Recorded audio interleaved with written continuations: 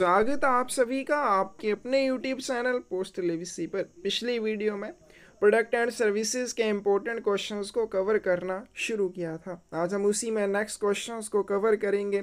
साथ में अगर आपको इन क्वेश्चंस के बने बनाए नोट्स चाहिए तो बुक आपको मिल जाएगी। नाम है इसका क्वेश्चन ओशियन बुक। जितने भी क्वेश्चंस हम कर रहे हैं इस वीडियो में आपको इस बुक में देखने को मिल जाएंगे। इसके अलावा जीडीएस टू एमटीएस की तैयारी आप करना चाहते हैं, पोस्टमैन की तैयारी करना चाहते हैं या पीएसए के एग्ज़ाम की तैयारी करना चाहते हैं तो भी आपको बुक्स मिल जाएंगी जिनमें थ्योरी भी रहेगी, क्वेश्चन पेपर्स भी रहेंगे। साथ में अगर आपको क्लासेस में जुड़ना है और अच्छे से तैयारी करने के लिए आप हमें 8627096166 के ऊपर मैसेज कर सकते हैं। तो चलिए वीडियो शुरू करते हैं। फर्स्ट क्वेश्चन है आज की वीडियो का, insurance value of articles should be how much. लेखों का बीमा मूल्य कितना होना चाहिए। तो जब हमने पिछली वीडियो की थी तो लास्ट के 2-3 क्वेश्चन हमने इंश्योरेंस के किए थे, जो आपका आर्टिकल्स का बीमा किया जाता है पोस्ट ऑफिस में, उसके बारे में किए थे कि आर्टिकल्स में भी insured in all post offices, सभी डाक घरों में आप लेखों का बीमा कर सकते हैं। And insurance covers all risk in course of transmission by post. डाक के माध्यम से आप किसी भी डाक वस्तु को भेजते हैं, रास्ते में जो भी जोखिम होते हैं, क्या क्या जोखिम हो सकते हैं। डाक वस्तु के गुम होने का खतरा हो सकता है, डाक वस्तु के नुकसान होने का खतरा हो सकता है, या फिर उसके चोरी होने का खतरा भी हो सकता है। इन सारी चीज़ों के रिस्क को इंश्योरेंस या बीमा कवर कर देता है। और इंश्योरेंस आप सभी पोस्ट ऑफिस में करवा सकते हैं। ब्रांच पोस्ट ऑफिस में भी हो जाएगी, सब पोस्ट ऑफिस में भी हो जाएगी और आपके हेड ऑफिस में भी हो जाएगी। तो इंश्योरेंस के लिए आगे उसी में क्वेश्चन है कि लेखों का बीमा जो है किस मूल्य तक होना चाहिए। करेक्ट आंसर सी आ जाएगा। तो इंश्योरेंस जो है वो जो वास्तविक मूल्य है उस डाक वस्तु का उसके बराबर होना चाहिए, या उस डाक वस्तु के अंदर जो आप सामग्री भेज रहे हैं उस सामग्री के वास्तविक मूल्य के बराबर होना चाहिए, उससे ज़्यादा कभी भी नहीं होना चाहिए। सी ऑप्शन करेक्ट आ जाएगी। Which is designed to meet the requirements of persons who wish to pay for articles sent to them at time of receipt of articles or bills। निम्नलिखित में से क्या उन व्यक्तियों की आवश्यकताओं को पूरा करने के लिए डिज़ाइन किया गया है जो लेखों या बिल की प्राप्ति के समय उनके लिए भुगतान करना चाहते हो। यानी कि जब किसी व्यक्ति को कोई सामान पोस्ट ऑफिस के माध्यम से पहुंचाया जाएगा, वो व्यक्ति उस डाक वस्तु या उस सामान के लिए उस समय भुगतान करेगा। ये जो सुविधा होती है इसको हम क्या कहते हैं, वैल्यू पेएबल पोस्ट कहते हैं। वैल्यू पेएबल पोस्ट उन व्यक्तियों की आवश्यकताओं को पूरा करने के लिए डिज़ाइन की गई है जो ये चाहते हैं कि जब मुझे डाक वस्तु प्राप्त होगी उसकी प्राप्ति के बाद मैं उस डाक वस्तु के लिए भुगतान करूंगा। तो इस तरह की सेवा के लिए वैल्यू पेएबल पोस्ट का यूज़ किया जाता है। In VP service how the payment is sent to the sender. VP सेवा में प्रेषक को भुगतान जो है वो कैसे किया जाता है।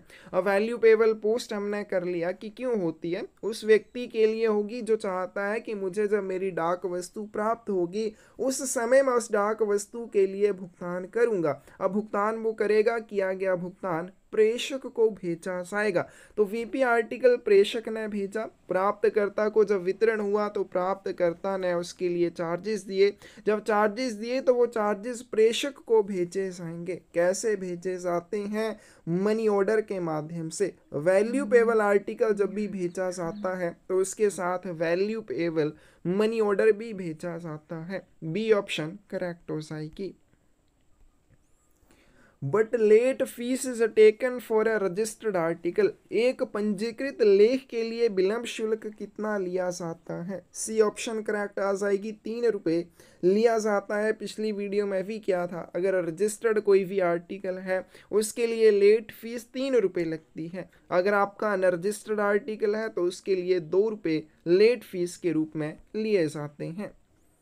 But are the charges for registration of a postal article, डाक लेख के पंजीकरण के लिए क्या शुल्क लिया जाता है? 17 रुपीज़ लिए जाते हैं। अब इसमें एक और चीज़ आपको ध्यान रखनी है, 18% GST भी आपको देनी पड़ती है। पहले जब आप रजिस्टर्ड आर्टिकल भेजते थे तो उसमें GST नहीं लगती थी, लेकिन अब उसके ऊपर GST लगेगी। तो यहाँ पे एक एग्जांपल ले लेते हैं। मान लीजिए आपके पास एक 20 ग्राम वाला लेटर है, इसके लिए रजिस्ट्रेशन आपने करवानी है तो आपको बताना है कितने चार्जेस आपको देने होंगे। पहले रजिस्ट्रेशन करने के लिए इसके जो रजिस्टर्ड चार्जेस है उसमें क्या क्या इंक्लूड होगा? पोस्टेज चार्जेस आएंगे, रजिस्ट्रेशन फीस आएगी। पोस्टेज चार्जेस कितने आ जाएंगे? तो लेटर के लिए प्रत्येक 20 ग्राम के ऊपर 5 रुपये चार्जेस आपको पोस्टेज चार्जेस के रूप में देने होते हैं। तो अब ये 20 ग्राम का है, इसका अर्थ हो जाएगा 5 रुपये इसके ऊपर आपको पोस्टेज चार्जेस के रूप में देने होंगे। प्लस इसमें 17 रुपीज़ क्या आ जाएंगे? रजिस्ट्रेशन चार्जेस आ जाएंगे।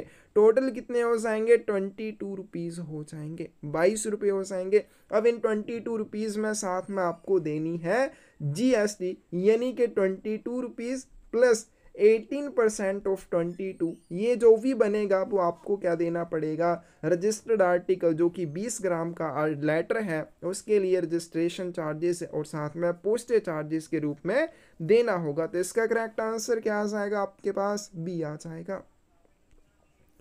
But is the fee for attested copy of address is receipt, प्राप्तकर्ता की रसीद की सत्यापित प्रति के लिए क्या शुल्क लिया जाएगा? इसका करेक्ट आंसर क्या हो जाएगा आपके पास? डी हो जाएगा, 2 रुपये लिए जाते हैं। पिछली वीडियो में भी इस चीज़ के बारे में आया था कि जो प्राप्तकर्ता की अटेस्टेड कॉपी होती है रसीद की, वो क्या चीज़ होती है? जब भी किसी रजिस्टर्ड आर्टिकल का वितरण किया जाता है, वितरण के समय प्राप्तकर्ता से एक रसीद के ऊपर हस्ताक्षर लिए जाते हैं। जिस रसीद के ऊपर हस्ताक्षर लिए हुए हैं, अगर प्रेषक उस हस्ताक्षर वाली रसीद की कॉपी चाहता है, प्रति चाहता है, तो इसके लिए वो आवेदन कर सकता है। कितने समय के भीतर कर सकता है? जिस समय प्राप्तकर्ता ओरिजिनल रिसिप्ट के ऊपर हस्ताक्षर करता है उसके 6 महीने के भीतर। तो इसके लिए जो फीस देनी होती है वो कितनी देनी होती है? 2 रुपये देनी होती है। But is the fee for acknowledgement, किसी भी आर्टिकल के साथ अगर आप एक्नोलेजमेंट लगाकर भेजना चाहते हैं तो उसके लिए कितने चार्जेस देने होंगे? 3 रुपये देने होंगे। सी ऑप्शन करेक्ट हो जाएगी। But is the fee for insurance up to 200 rupees, 200 रुपये तक के बीमा के लिए शुल्क क्या लिया जाएगा? कोई भी आर्टिकल है, 200 रुपये तक उसकी वैल्यू है, तो उसके ऊपर जो इंश्योरेंस फीस लगेगी वो कितनी लगेगी? तो इसमें रिटेल कस्टमर के लिए अलग से याद रखनी है, कॉन्ट्रैक्चुअल कस्टमर के लिए अलग से याद रखनी है। नॉर्मल बोला गया तो इसका अर्थ हो जाएगा रिटेल कस्टमर। रिटेल कस्टमर के लिए 200 रुपये तक अगर डाक वस्तु का मूल्य है, 10 रुपये इंश्योरेंस फीस के लिए जाएंगे। 200 रुपये से ज़्यादा होने पर कितने चार्जेस लगेंगे? 10 रुपये प्लस प्रत्येक 200 रुपये के बाद जो भी 100 रुपये आएंगे उसके लिए 6 रुपये आपको देने होंगे। तो इस तरह से आपसे इंश्योरेंस फीस के लिए चार्जेस लिए जाते हैं अगर रिटेल कस्टमर है। अगर कस्टमर कॉन्ट्रैक्चुअल है, यानी कि उसने विभाग के साथ कॉन्ट्रैक्ट किया हुआ है, तो कितने चार्जेस लगेंगे? 200 रुपये तक 4 रुपये, 200 रुपये से ज़्यादा अगर वैल्यू है तो 4 रुपये प्लस 200 रुपये से ज़्यादा जो भी अमाउंट होगा उसका 1.50% इंश्योरेंस फीस के रूप में देना होगा। तो इसका करेक्ट आंसर आपके पास क्या आ जाएगा? बी आ जाएगा। But is the fee for the postal identity card, डाक पहचान पत्र के लिए क्या शुल्क लिए जाते हैं? तो पोस्टल आइडेंटिटी कार्ड के लिए 270 रुपीज़ लिए जाते हैं। सी ऑप्शन आपके पास करेक्ट आ जाएगी। नेक्स्ट क्वेश्चन है, but are the charges on VP post up to 20 rupees, 20 रुपये तक के वीपी लेख के लिए क्या शुल्क आपसे लिया जाएगा? इसका करेक्ट आंसर क्या आ जाएगा? ए आ जाएगा, 2 रुपये लिए जाएंगे। फिर उसके बाद है, what are the charges on VP post from 20 rupees to 50 rupees, VP लेख पर 20 रुपये से लेकर 50 रुपये तक के लिए आपसे क्या शुल्क लिया जाएगा? तो इसका करेक्ट आंसर आपके पास क्या आ जाएगा? बी आ जाएगा, 3 रुपये लिए जाएंगे। But are the charges on VP post above 50 rupees, 50 रुपये से ऊपर के वीपी लेख पर क्या शुल्क लगेंगे? तो इसका करेक्ट आंसर सी आ जाएगा 5 रुपये लगेंगे। तो ये वीपी पोस्ट आर्टिकल जो होते हैं उनके लिए ध्यान रखना, अगर 20 रुपये तक है 2 रुपये, फिर उसके बाद 21 रुपये से लेके 50 रुपये तक आपको 3 रुपये देने होंगे, 50 रुपये से ज़्यादा है तो उसके लिए आपको 5 रुपये का भुगतान करना होगा। But are the warehousing charges for a value payable parcel per day, प्रतिदिन वीपी पार्सल के लिए भंडारण शुल्क जो है वो कितना लिया जाता है? तो इसका करेक्ट आंसर क्या आएगा आपके पास? भी आ जाएगा 3 रुपये लिया जाता है। पार्सल जो होगा उसके लिए भंडारण शुल्क 3 रुपये, और अगर आपका पार्सल के अलावा कोई अन्य आर्टिकल है 2 रुपये वेयरहाउसिंग चार्जेस के रूप में लिए जाएंगे। But is the fee for recall of postal articles, डाक लेखों को वापस बुलाने के लिए क्या शुल्क लिया जाता है? 6 रुपये लिए जाते हैं। आपने एक डाक वस्तु पोस्ट की, लेकिन अगर आप उसको डाक से वापस लेना चाहते हैं, इसके लिए आपको रिकॉल फीस देनी होगी जो 6 रुपये रहेगी। But is the recall fees for foreign postal articles, विदेशी डाक लेखों को वापस बुलाने का शुल्क क्या होगा? बी ऑप्शन करेक्ट आ जाएगी 30 रुपये। अगर अंतर्देशीय डाक वस्तु है 6 रुपये आपसे रिकॉल फीस के रूप में लिए जाएंगे, अगर फॉरेन पोस्टल आर्टिकल है तो 30 रुपये उस डाक वस्तु को वापस बुलाने के लिए लिए जाएंगे। Post office is responsible for the loss of a registered article, पंजीकृत लेख के नुकसान के लिए डाकघर जिम्मेदार होता है। बी ऑप्शन करेक्ट आ जाएगी, जिम्मेदार नहीं होता है। जब भी आप किसी आर्टिकल की रजिस्ट्रेशन करवाते हैं, रजिस्ट्रेशन के लिए आपको एक्स्ट्रा चार्जेस देने होते हैं। अब उसमें पोस्ट ऑफिस फिर भी रिस्पॉन्सिबल नहीं है, अगर उसके लॉस के लिए, उसके नुकसान के लिए, तो आप उसकी रजिस्ट्रेशन क्यों करवाएंगे? क्योंकि रजिस्ट्रेशन का ऑब्जेक्टिव होता है डाक वस्तु के प्रसारण को अधिक सुरक्षित बनाना, और साथ में जितनी भी स्टेजेस के ऊपर ये आर्टिकल जाएगा, जिस जिस पोस्ट ऑफिस से होते हुए जाएगा, वहाँ पर इसका एक रिकॉर्ड रह जाता है, इसलिए आप इसकी रजिस्ट्रेशन करते हैं। लेकिन पोस्ट ऑफिस इसके लॉस या इंजरी के लिए, इसकी सामग्री को कोई नुकसान होता है या इस आर्टिकल को कोई नुकसान होता है, तो उस चीज़ के लिए जिम्मेदार नहीं होगा। बी ऑप्शन करेक्ट आ जाएगी। Special registration envelopes may be used to send unregistered letter, विशेष पंजीकरण वाले लिफाफों को अपंजीकृत पत्र भेजने के लिए उपयोग किया जा सकता है। बी ऑप्शन करेक्ट आ जाएगी। तो जो स्पेशल रजिस्ट्रेशन एनवल्प्स होते हैं पोस्ट ऑफिस के द्वारा जो प्रोवाइड किए जाते हैं, उनका यूज़ आपने अनरजिस्टर्ड लेटर भेजने के लिए कभी नहीं करना है। उनको इंश्योर्ड आर्टिकल भेजने के लिए आप यूज़ कर सकते हैं, रजिस्टर्ड आर्टिकल भेजने के लिए यूज़ कर सकते हैं। बी ऑप्शन करेक्ट आ जाएगी। For which of the following registration is not compulsory, निम्नलिखित में से किसके लिए पंजीकरण अनिवार्य नहीं है? अब कुछ आर्टिकल होते हैं जिनकी आप रजिस्ट्रेशन करवा सकते हैं, वो हम लास्ट में, आज की वीडियो के लास्ट में करेंगे। कौन से आर्टिकल्स की इंश्योरेंस करवानी होगी, करवा सकते हैं, दोनों में फ़र्क है। एक तो करवानी होगी मतलब आपको कंपल्सरी वो चीज़ है कि करवाना पड़ेगा। कुछ में होती है कि आप चाहें तो करवा सकते हैं, नहीं करवाना चाहते तो कोई बात नहीं।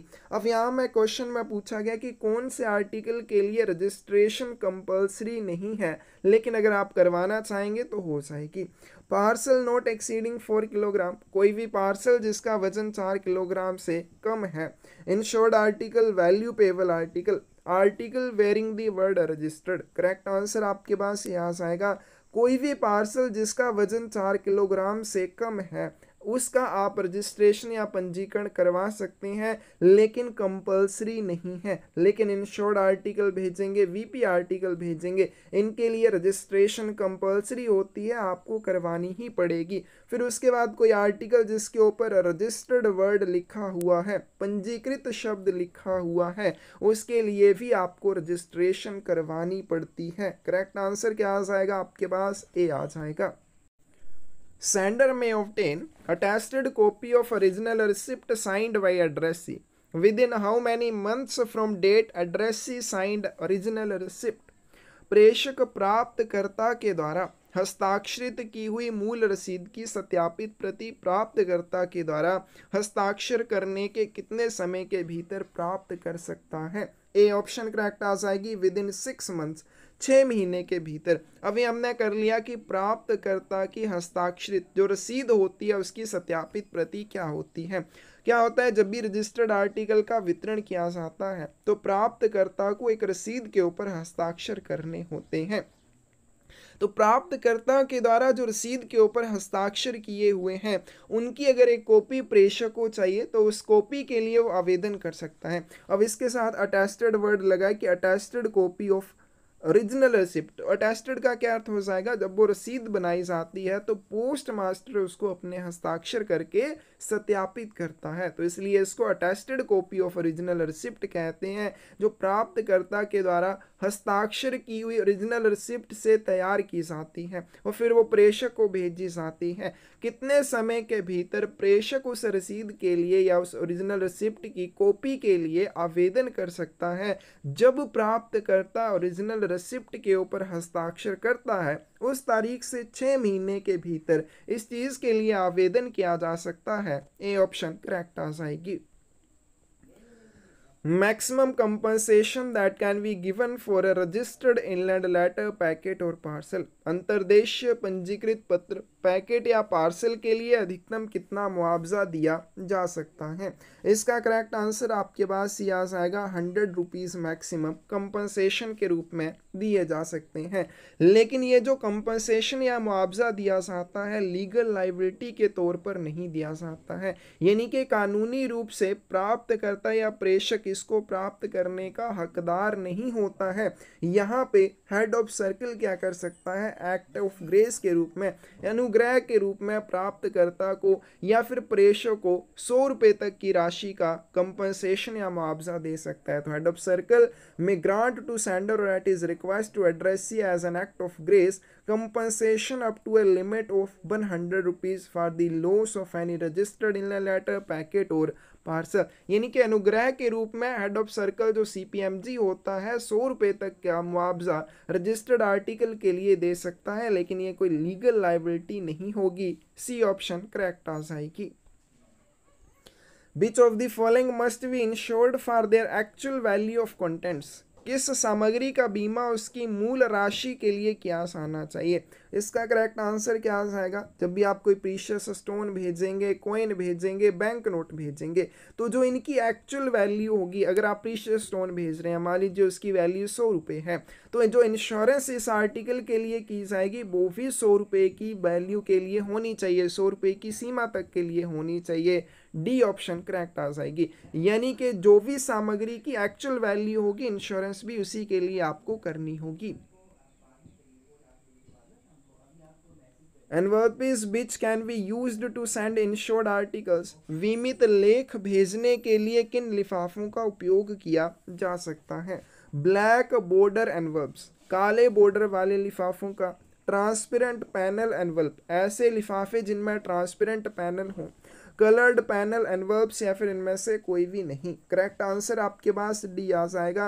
अगर आपने इंश्योर्ड आर्टिकल भेजना है, बीमित लेख भेजना है, उसको भेजने के लिए काले बॉर्डर वाले लिफाफे का यूज़ आपने कभी नहीं करना है, पारदर्शी पैनल वाले लिफाफे का यूज़ नहीं करना है, ना ही रंग बिरंगे पैनल वाले लिफाफे का यूज़ किया जाना चाहिए। डी ऑप्शन करेक्ट हो जाएगी।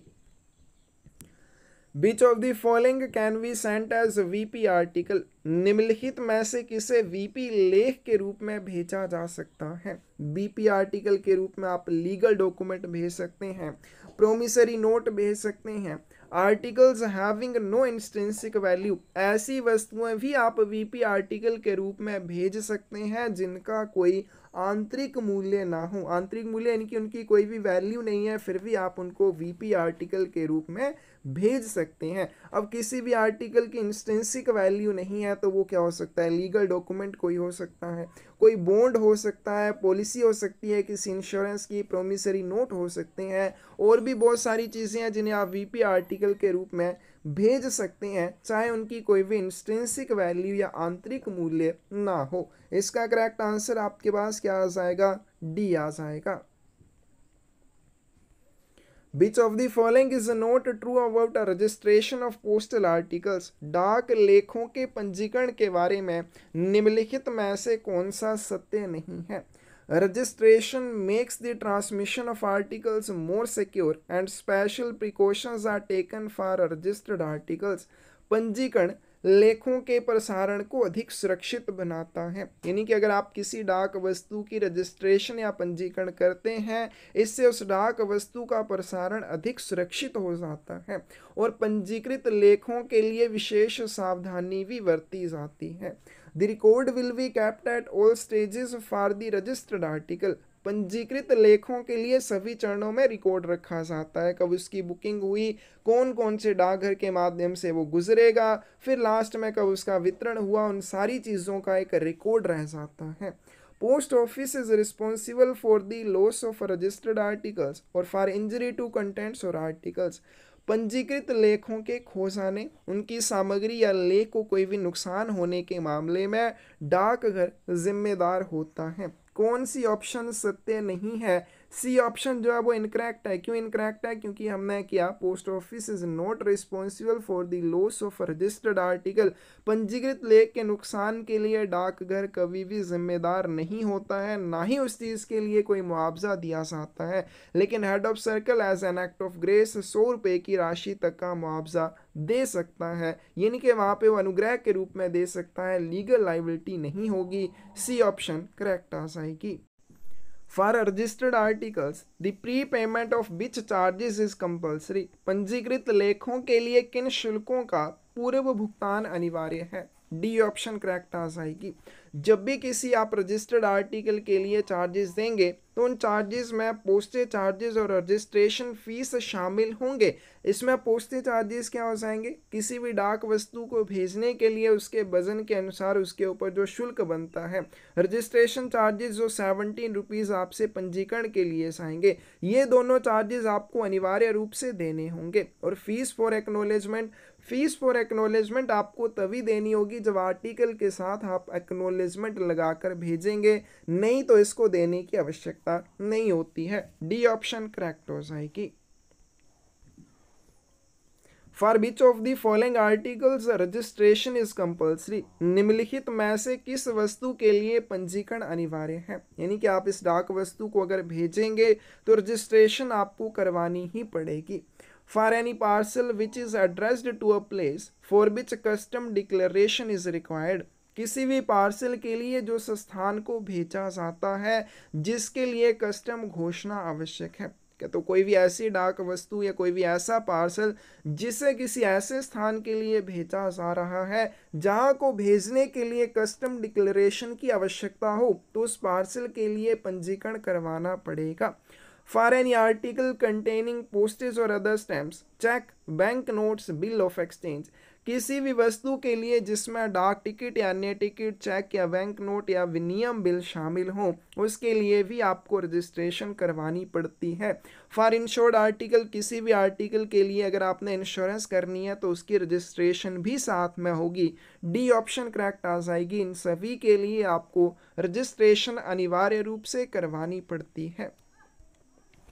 For a registered article, the sender may obtain attested copy of the original receipt signed by addressee within how much time। पंजीकृत लेख के लिए प्रेषक कितने समय के भीतर प्राप्तकर्ता द्वारा हस्ताक्षरित मूल रसीद की सत्यापित प्रति प्राप्त कर सकता है? डी ऑप्शन करेक्ट आ जाएगी, विद इन 6 मंथ्स। लेकिन ये जो 6 महीने का समय है कब से गिना जाएगा? Within 6 months from the date on which addressee sign the original receipt. जिस समय या जिस तारीख को प्राप्त करता ओरिजिनल रिसिप्ट के ऊपर हस्ताक्षर करता है, उस तारीख से 6 महीने के भीतर प्रेषक के द्वारा उस रसीद की सत्यापित प्रति प्राप्त की जा सकती है। डी ऑप्शन करेक्ट आ जाएगी। How the head of circle may grant to sender or at his request to addressee the compensation up to a limit of 100 rupees for the loss of any registered inland letter, packet और parcel. Circle प्रमुख किसी पंजीकृत अंतर्देशीय पत्र, packet या parcel के खो जाने पर प्रेषक को या उसके अनुरोध पर प्राप्तकर्ता को 100 रुपये की सीमा तक का मुआवजा कैसे दे सकता है? हमने अभी कर लिया कि पोस्ट ऑफिस की कोई रिस्पॉन्सिबिलिटी नहीं होती है रजिस्टर्ड आर्टिकल के नुकसान के मामले में, लेकिन हेड ऑफ सर्कल अनुग्रह के रूप में as an act of grace 100 रुपये तक की राशि का मुआवजा दे सकता है। कौन सी ऑप्शन सही आ जाएगी? बी ऑप्शन सही आ जाएगी। तो अनुग्रह के रूप में हेड ऑफ सर्कल के द्वारा पंजीकृत पत्र, पैकेट या पार्सल के खो जाने पर प्रेषक को, अगर प्रेषक अनुरोध करता है तो प्राप्तकर्ता को 100 रुपये तक का मुआवजा दिया जा सकता है। But is the compensation for loss, theft or damage of international registered articles? अंतर्देशीय पंजीकृत वस्तुओं की हानि, चोरी या क्षति के लिए दिया जाने वाला मुआवजा क्या है? करेक्ट आंसर सी आ जाएगा। अगर इनलैंड आर्टिकल है तो 100 रुपये तक का मुआवजा दिया जा सकता है। अगर इंटरनेशनल रजिस्टर्ड आर्टिकल है तो इसमें मुआवजा जो है वो 30 SDR दिया जा सकता है। किस चीज़ के लिए दिया जा सकता है? लॉस होने के मामले में, टोटल थेफ्ट या टोटल डैमेज के मामले में। सी ऑप्शन करेक्ट आ जाएगी। The insurance of articles can be done up to which amount in post offices? डाक घरों में लेखों का बीमा कितनी राशि तक करवाया जा सकता है? 1 लाख रुपए तक की सीमा तक करवा सकते हैं। डी ऑप्शन करेक्ट हो जाएगी। Registered articles to and from army, post office may be insured up to which value? सेना, डाक घर को भेजी जाने वाली या वहां से आने वाली पंजीकृत वस्तुओं का किस मूल्य तक बीमा किया जा सकता है? 500 रुपीज तक किया जा सकता है। सी ऑप्शन करेक्ट हो जाएगी। After which period the compensation will be payable for insured letter? बीमित पत्र का मुआवजा किस अवधि के बाद दिया जाएगा? अब मान लीजिए आपने कंपनसेशन या मुआवजे के लिए आवेदन किया और आपका कंपनसेशन या मुआवजा बनता है, मतलब कि आपको वो दिया जाना है, कितने समय के बाद दिया जाएगा? बी ऑप्शन करेक्ट आ जाएगी। After 1 month from intimation of loss, हानि की सूचना की तारीख से 6 महीने के बाद आपको 1 महीने के बाद आपको मुआवजा दिया जाएगा। कौन सी ऑप्शन करेक्ट आ जाएगी आपके पास? बी ऑप्शन करेक्ट आ जाएगी। तो इंश्योर्ड आर्टिकल या बीमित पत्र, इंश्योर्ड लेटर के लिए अगर आपको मुआवजा दिया जाना है तो कब दिया जाएगा? जिस तारीख को आप क्या करते हैं, उसके नुकसान के बारे में सूचना देते हैं, इंटीमेशन देते हैं, उस सूचना की तारीख के 1 महीने के बाद आपको मुआवजा दिया जाएगा। बी ऑप्शन सही हो जाएगी। Who may withhold the compensation with regard to a insured letter? बीमाकृत पत्र के संबंध में मुआवजा कौन रोक सकता है? इसका करेक्ट आंसर डी आ जाएगा। चीफ पोस्ट मास्टर जनरल के द्वारा रोका जा सकता है। अभी हमने क्या कि कोई भी रजिस्टर्ड आर्टिकल है, इंश्योर्ड आर्टिकल है, उसके बारे में अगर मुआवजा दिया जाना है तो इंटीमेशन जो दी जाएगी लॉस की, उसके 1 महीने के बाद दिया जाएगा। लेकिन अगर उसमें कोई भी और आगे फर्दर इंक्वायरी करनी है और कोई भी उसमें पूछताछ करनी है तो उस मुआवजे को हेड ऑफ सर्कल के द्वारा, CPMG के द्वारा रोक कर रखा जा सकता है। डी ऑप्शन करेक्ट आ जाएगी। No compensation will be payable for an insured article if no intimation of loss will be given within how much time? किसी बीमित वस्तु के लिए कोई मुआवजा नहीं दिया जाएगा यदि हानि की सूचना कितने समय के भीतर ना दी जाए। तो इसका करेक्ट आंसर आपके पास क्या आ जाएगा? बी आ जाएगा। Within 3 months from the date of posting, posting की तारीख से अगर 3 महीने के भीतर आप हानि की सूचना नहीं देते हैं तो उस बीमित वस्तु के संबंध में आपको कोई भी मुआवजा नहीं दिया जाएगा। और 6 महीने की समय अवधि किसके लिए होती है? VP आर्टिकल के लिए होती है। यानी कि VP आर्टिकल के बारे में अगर आप जो भी कंपनसेशन या मुआवजे के लिए आवेदन है 6 महीने के भीतर नहीं करते हैं तो वहाँ पर भी आपको कोई मुआवजा फिर नहीं दिया जाता है। इसका करेक्ट आंसर बी आ जाएगा। रजिस्टर्ड न्यूज़पेपर्स में B sent through value payable post, पंजीकृत समाचार पत्र मूल्यदेय डाक के माध्यम से भेजे जा सकते हैं। इसका करेक्ट आंसर आपके पास क्या आ जाएगा? ए आ जाएगा। बिल्कुल भेजे जा सकते हैं। हमने किया कि कोई भी ऐसा आर्टिकल जिसकी इंस्ट्रिंसिक वैल्यू ना हो तब भी आप उसको वैल्यू पेएबल आर्टिकल के रूप में भेज सकते हैं। Value payable articles should not contain which of the following, मूल्यदेय लेखों में निम्नलिखित में से क्या शामिल नहीं होना चाहिए? तो इसमें क्या नहीं होना चाहिए? करेक्ट आंसर आपके पास सी आ जाएगा। स्नोबॉल सिस्टम आर्टिकल इसमें नहीं होने चाहिए। स्नोबॉल सिस्टम आर्टिकल से क्या अर्थ हो जाएगा? इसमें कूपन, टिकट या सर्टिफिकेट्स ऑफ इंट्रोडक्शन, जिसे किसी भी सामान के सेल के लिए, किसी भी सामान की बिक्री के लिए डिज़ाइन किया जाता है, उसे हम स्नोबॉल सिस्टम कहते हैं। स्नोबॉल सिस्टम के रूप में जो भी सामग्री जानी जाती है उसको आप वैल्यूपेबल आर्टिकल के माध्यम से नहीं भेज सकते हैं। तो इसका करेक्ट आंसर आपके पास क्या आ जाएगा, सी आ जाएगा। स्नोबॉल सिस्टम के रूप में जो भी सामग्री मानी जाती है, यानी कि कोई भी कूपन, टिकट या सर्टिफिकेट ऑफ इंट्रोडक्शन जिसे किसी सामान की बिक्री के लिए डिज़ाइन किया जाता है, उसको आप वैल्यूपेबल आर्टिकल के रूप में नहीं भेज सकते। आगे चलते हैं। Which of the following is true about booking of value payable articles in bulk. Bulk में या बड़ी संख्या में मूल्यदेय वस्तुओं की बुकिंग के बारे में कौन सा सत्य है। तो इसका करेक्ट आंसर क्या आ जाएगा, this service is available for the convenience of firms and other institutions who post at least 10 uninsured VP articles daily.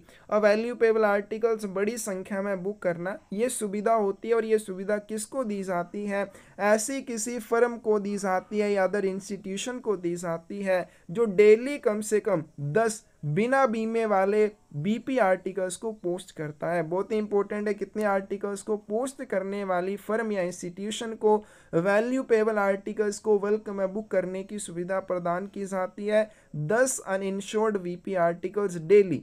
There are no extra charges for this facility, और इस सुविधा के लिए कोई भी अतिरिक्त शुल्क नहीं लिया जाता है। ये भी इंपॉर्टेंट है। वैल्यूपेबल आर्टिकल्स अगर आप बल्क में पोस्ट करना चाहते हैं इस सुविधा के माध्यम से, तो इसमें कोई भी एक्स्ट्रा चार्जेस आपको नहीं देने होते हैं।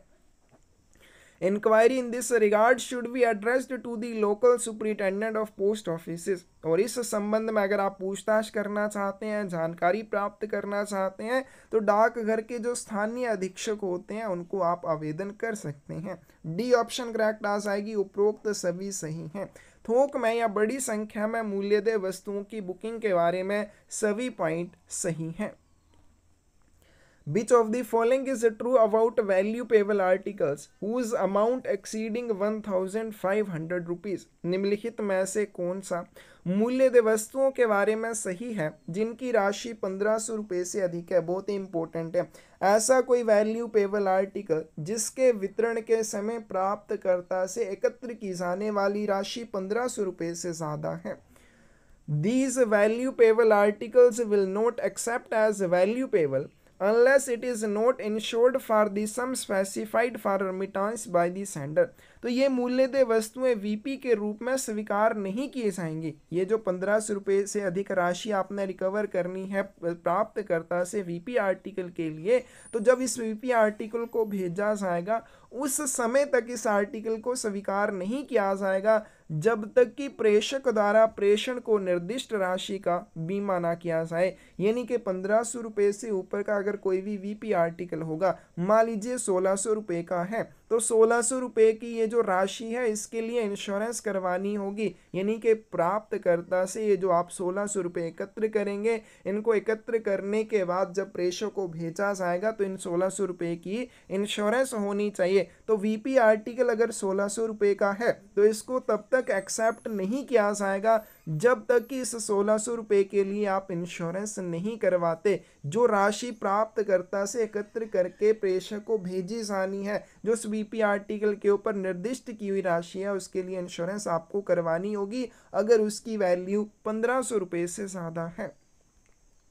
There is no need of insurance of such kind articles if it contains railway receipts and will invoices. अब आपको ये इंश्योरेंस करवाने की ज़रूरत नहीं है अगर आप वीपी आर्टिकल में रेलवे रसीदें या बिल्स इन्वॉइसेस भेज रहे हैं। ऐसी वस्तुएं जिनमें क्या है, रेलवे रसीदें या बिल चालान है, उन वस्तुओं के लिए इस तरह की ये जो 1500 रुपये से ज़्यादा की वैल्यू है तो इंश्योरेंस करवानी है। तो ऐसी स्थिति में आपको इंश्योरेंस इनकी नहीं करवानी है क्योंकि इनकी कोई भी इंस्ट्रिंसिक वैल्यू, आंतरिक मूल्य नहीं होगा। There is no need of insurance of such kind articles if it contains printed papers or books। अगर इसमें printed papers या books हैं जिन्हें बुक पैकेट रेट्स के ऊपर भेजा जाता है, तब भी आपको ये जो 1500 रुपये से वाली शर्त है कि 1500 रुपये से ज़्यादा की राशि एकत्र करके भेजी जानी है, तो उस राशि के लिए इंश्योरेंस करनी होगी। तब आपको ऐसी इंश्योरेंस करने की ज़रूरत ज़रूरत नहीं होगी अगर इसमें प्रिंटेड पेपर या बुक्स होंगी। तो इसकी कौन सी ऑप्शन करेक्ट आ जाएगी आपके पास? डी ऑप्शन करेक्ट आ जाएगी। उपरोक्त सभी सही हैं। If addressee of value payable article omits to take delivery within 7 days, then it will be returned to sender on 8th day. If addressee applied in writing to the post office for detention of article after 7 days, then the further period of extension can be how much? यदि BP लेख का प्राप्तकर्ता 7 दिनों के भीतर इसका वितरण लेने में विफल रहता है तो इसे 8वें दिन प्रेषक को वापस कर दिया जाएगा। कोई भी वीपी आर्टिकल आता है, अगर 7 दिन के भीतर प्राप्त करता उसका वितरण नहीं ले पाता है, वो वीपी आर्टिकल 8वें दिन प्रेषक को वापस कर दिया जाएगा। लेकिन प्राप्तकर्ता ने यदि लिखित में डाकघर में उस वीपी आर्टिकल को 7 दिनों की अवधि के बाद भी रोक के रखने का आवेदन किया है तो उस डाक वस्तु को या उस वीपी आर्टिकल को 7 दिनों की अवधि के बाद भी रोक कर रखा जाएगा। लेकिन किस समय तक रोक के रखा जाएगा? करेक्ट आंसर बी आ जाएगा। 8वें दिन से शुरू होगा और 7 दिनों की अवधि के लिए रोक कर रखा जाएगा। पहले 7 दिन 1 से लेकर 7 दिन तक तो उसे रोका जाएगा, फिर उसके बाद 8वें दिन से और 7 दिन गिने जाएंगे अगर प्राप्तकर्ता ने उसको रोक कर रखने का लिखित में आवेदन किया है। बी ऑप्शन करेक्ट आ जाएगी। But is the late fees for each unregistered letter, letter card, post card और पैकेट? प्रत्येक अपंजीकृत पत्र, पत्र कार्ड, पोस्ट कार्ड या पैकेट के लिए कितना विलंब शुल्क लिया जाता है? बी ऑप्शन करेक्ट आ जाएगी। अगर रजिस्टर्ड आर्टिकल है 3 रुपये लेट फीस के रूप में लिए जाएंगे, अगर अनरजिस्टर्ड आर्टिकल है 2 रुपये लेट फीस के रूप में लिए जाएंगे। What can be the maximum weight of and speed post article? Speed post लेख का अधिकतम वजन कितना हो सकता है? करेक्ट आंसर आपके पास डी आ जाएगा।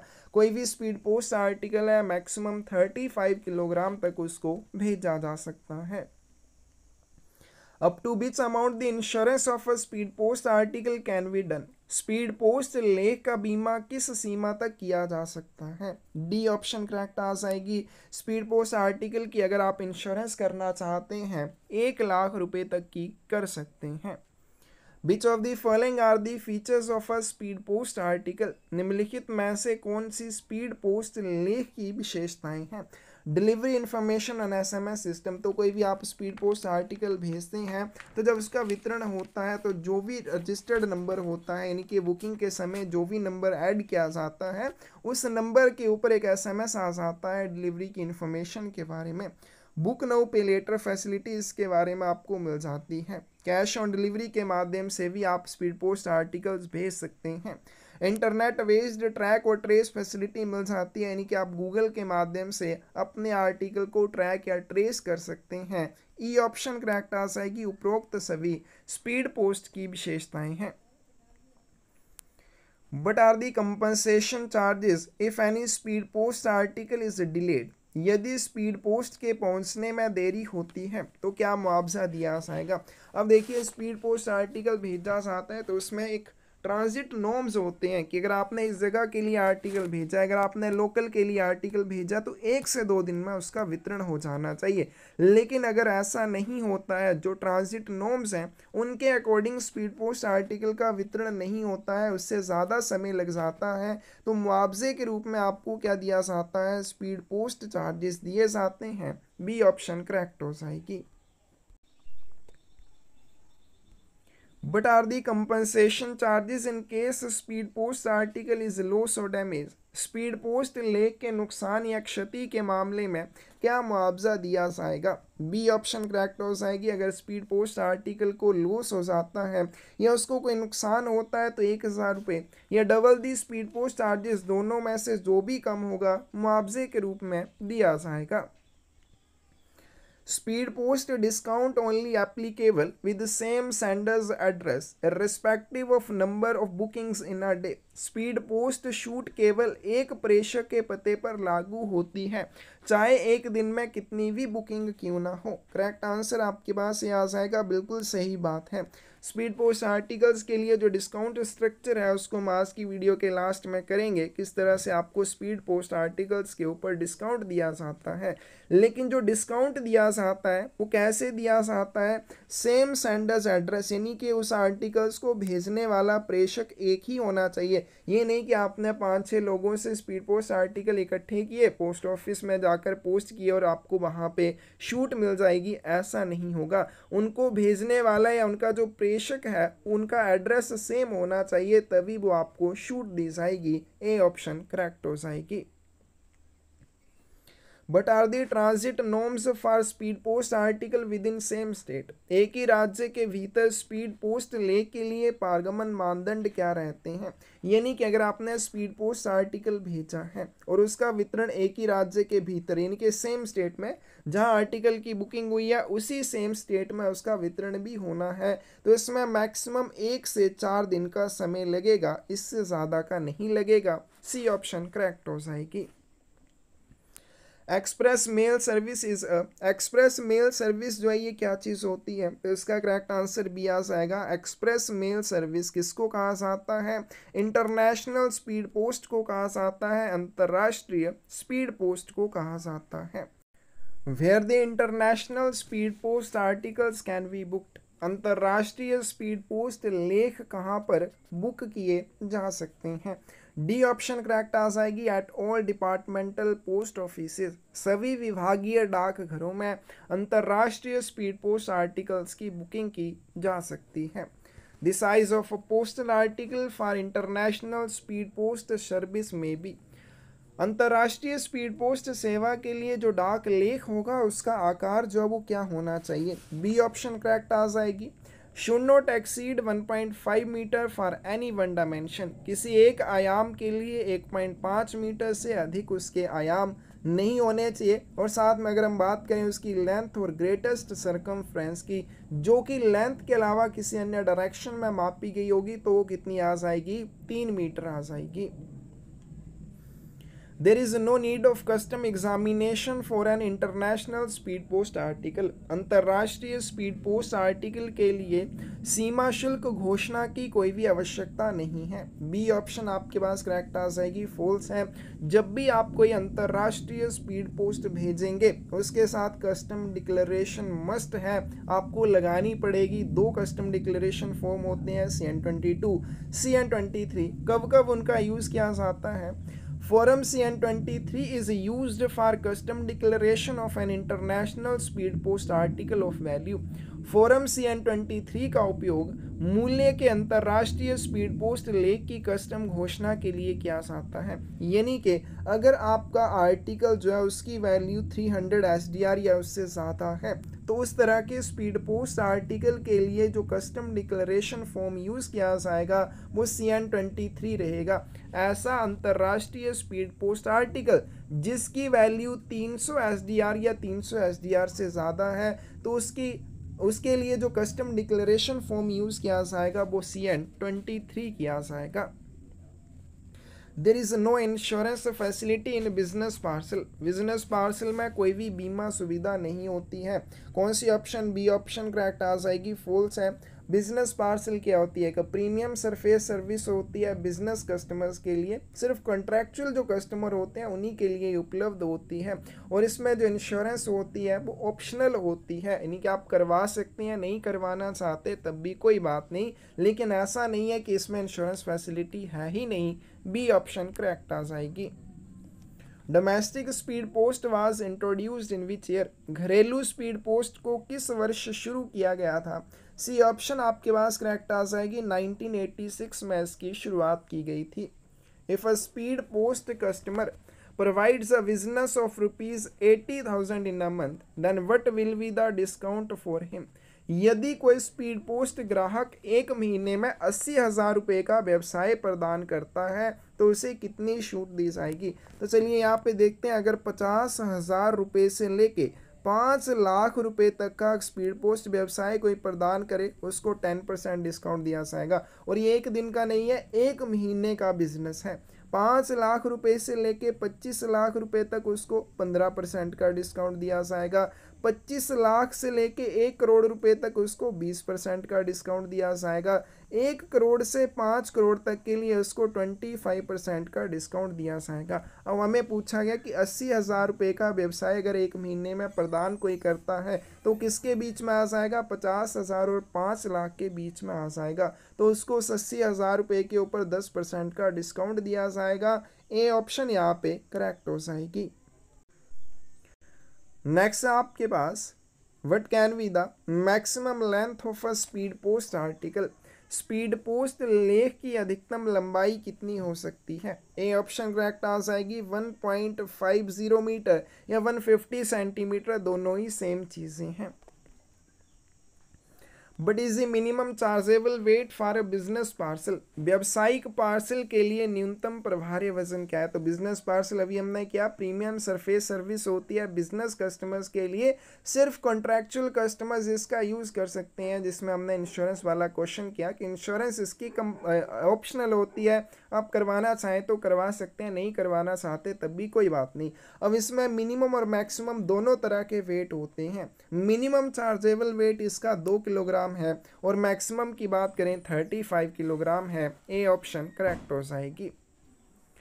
What are the registration charges for M bag. M bag के लिए पंजीकरण शुल्क कितना होगा। डी ऑप्शन करेक्ट आ जाएगी। पहले 350 रुपये होता था, प्रेजेंट में 750 रुपये है। और आपके इंटरनेशनल जो आर्टिकल होते हैं उनके लिए रजिस्ट्रेशन चार्जेस कितने लिए जाते हैं तो वो भी ध्यान रखने, 150 रुपीज़ लिए जाते हैं, पहले 70 रुपीज़ होते थे। डी ऑप्शन करेक्ट आ जाएगी।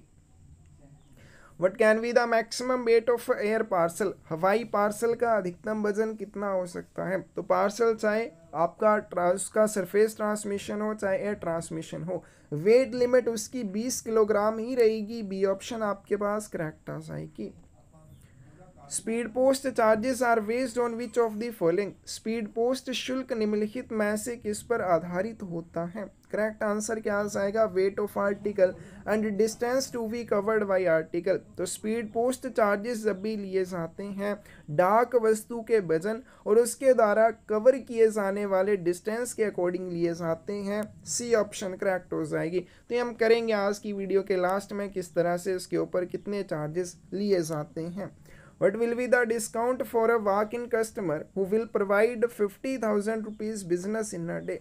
एक दिन में 50,000 रुपये का बिजनेस प्रदान करने वाले वॉक इन ग्राहक के लिए कितनी छूट दी जाएगी। वॉक इन क्या होता है, जो कभी कभार पोस्ट ऑफिस में पोस्टिंग करने आते हैं, अगर वो एक दिन में 50,000 रुपये का व्यवसाय प्रदान करें तो उनको दिया जाने वाला डिस्काउंट कितना होगा, 5%। कैसे दिया जाता है वॉक इन कस्टमर को, 2,000 रुपये से लेके 1 लाख रुपए तक 5% का डिस्काउंट, और 5 लाख रुपए से ज़्यादा का अगर एक दिन का उनका व्यवसाय है तो 10% का डिस्काउंट। और जो आपका मंथ वाला डिस्काउंट स्ट्रक्चर है वो भी हम करेंगे लास्ट में किस तरह से दिया जाता है। What will be the discount for a walk in customer who will provide 2 lakh rupees business in a month in a day.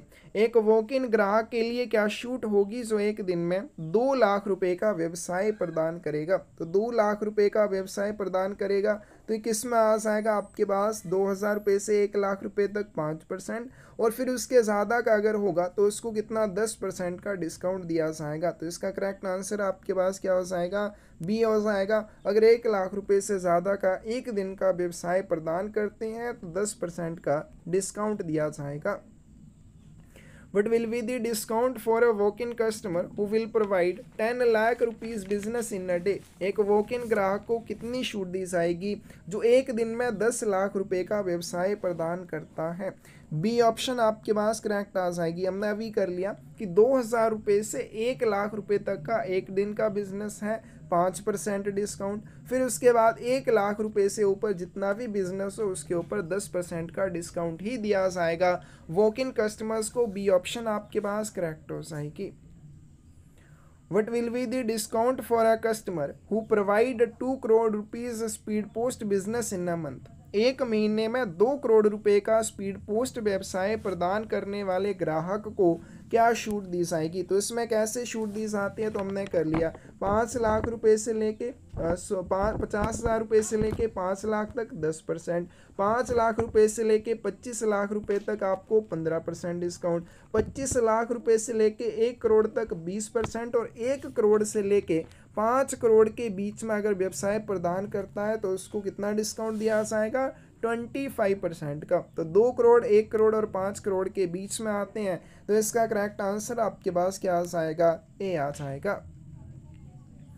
What are the transit norms for speed post article for local? स्थानीय या local के लिए speed post लेख के लिए पारगमन मानदंड जो है वो क्या है। तो इसका करेक्ट आंसर आपके पास ये आ जाएगा 1 से 2 दिन, यानी कि लोकल अगर आप कोई भी पोस्टल आर्टिकल भेजते हैं और वो स्पीड पोस्ट है तो 1 से 2 दिन का समय लगता है उसके वितरण में। ए ऑप्शन करेक्ट हो जाएगी। What are the transit norms for a speed post article for state capital to state capital? राज्य की राजधानी से राज्य की राजधानी तक, क्या एक स्टेट कैपिटल से दूसरे स्टेट कैपिटल तक अगर स्पीड पोस्ट आर्टिकल भेजना है तो उसके लिए पारगमन मानदंड क्या रहेंगे। करेक्ट आंसर सी आ जाएगा, 1 से 4 दिन का समय लगता है। But are the proof of delivery charges for a speed post article? Speed post लेख के लिए प्रूफ ऑफ डिलीवरी शुल्क क्या होगा। तो इसका करेक्ट आंसर आपके पास डी आ जाएगा। जब भी आप रजिस्टर्ड आर्टिकल भेजते हैं तो उसके साथ एक्नोलेजमेंट लगाई जाती है जिसके 3 रुपये चार्जेस होते हैं। जब भी स्पीड पोस्ट आर्टिकल भेजा जाता है तो उसके साथ प्रूफ ऑफ डिलीवरी लगाया जाता है जिसके चार्जेस कितने हो जाएंगे, 10 रुपये हो जाएंगे। Which of the following is true about the dimensions of a speed post article? Speed post लेख के आयामों के बारे में निम्नलिखित में से कौन सा सत्य है। Speed post article should not exceed 150 centimetre for any one dimension. Speed post लेख किसी भी एक आयाम के लिए 150 सेंटीमीटर से अधिक नहीं होना चाहिए। बिल्कुल सही बात है। जो स्पीड पोस्ट आर्टिकल होता है उसकी कोई डायमेंशन जो सबसे बड़ी है वो 1.50 मीटर से ज़्यादा या 150 सेंटीमीटर से ज़्यादा नहीं होनी चाहिए।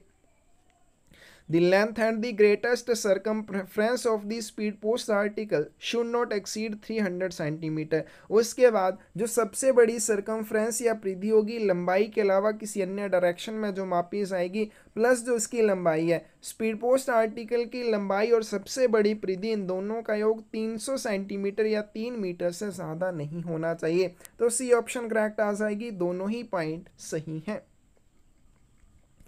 Which of the following is not true about business parcel? Business parcel के बारे में निम्नलिखित में से कौन सा सत्य नहीं है। फर्स्ट है आपके पास business parcel is a premium surface service for business customers. Business parcel व्यावसायिक ग्राहकों के लिए एक प्रीमियम सतही सेवा है। बिल्कुल सही बात है। प्रीमियम सरफेस सर्विस है किसके लिए, बिजनेस कस्टमर्स के लिए। It is available for contractual customers only. यह केवल संविदात्मक ग्राहकों के लिए उपलब्ध है, कंट्रैक्चुअल कस्टमर्स के लिए उपलब्ध है। बिल्कुल सही बात है।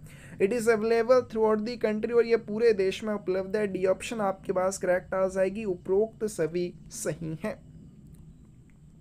But is the maximum chargeable weight for a business parcel? व्यावसायिक पार्सल या बिजनेस पार्सल के लिए अधिकतम प्रभार्य वजन क्या हो जाएगा। करेक्ट आंसर आपके पास डी आ जाएगा।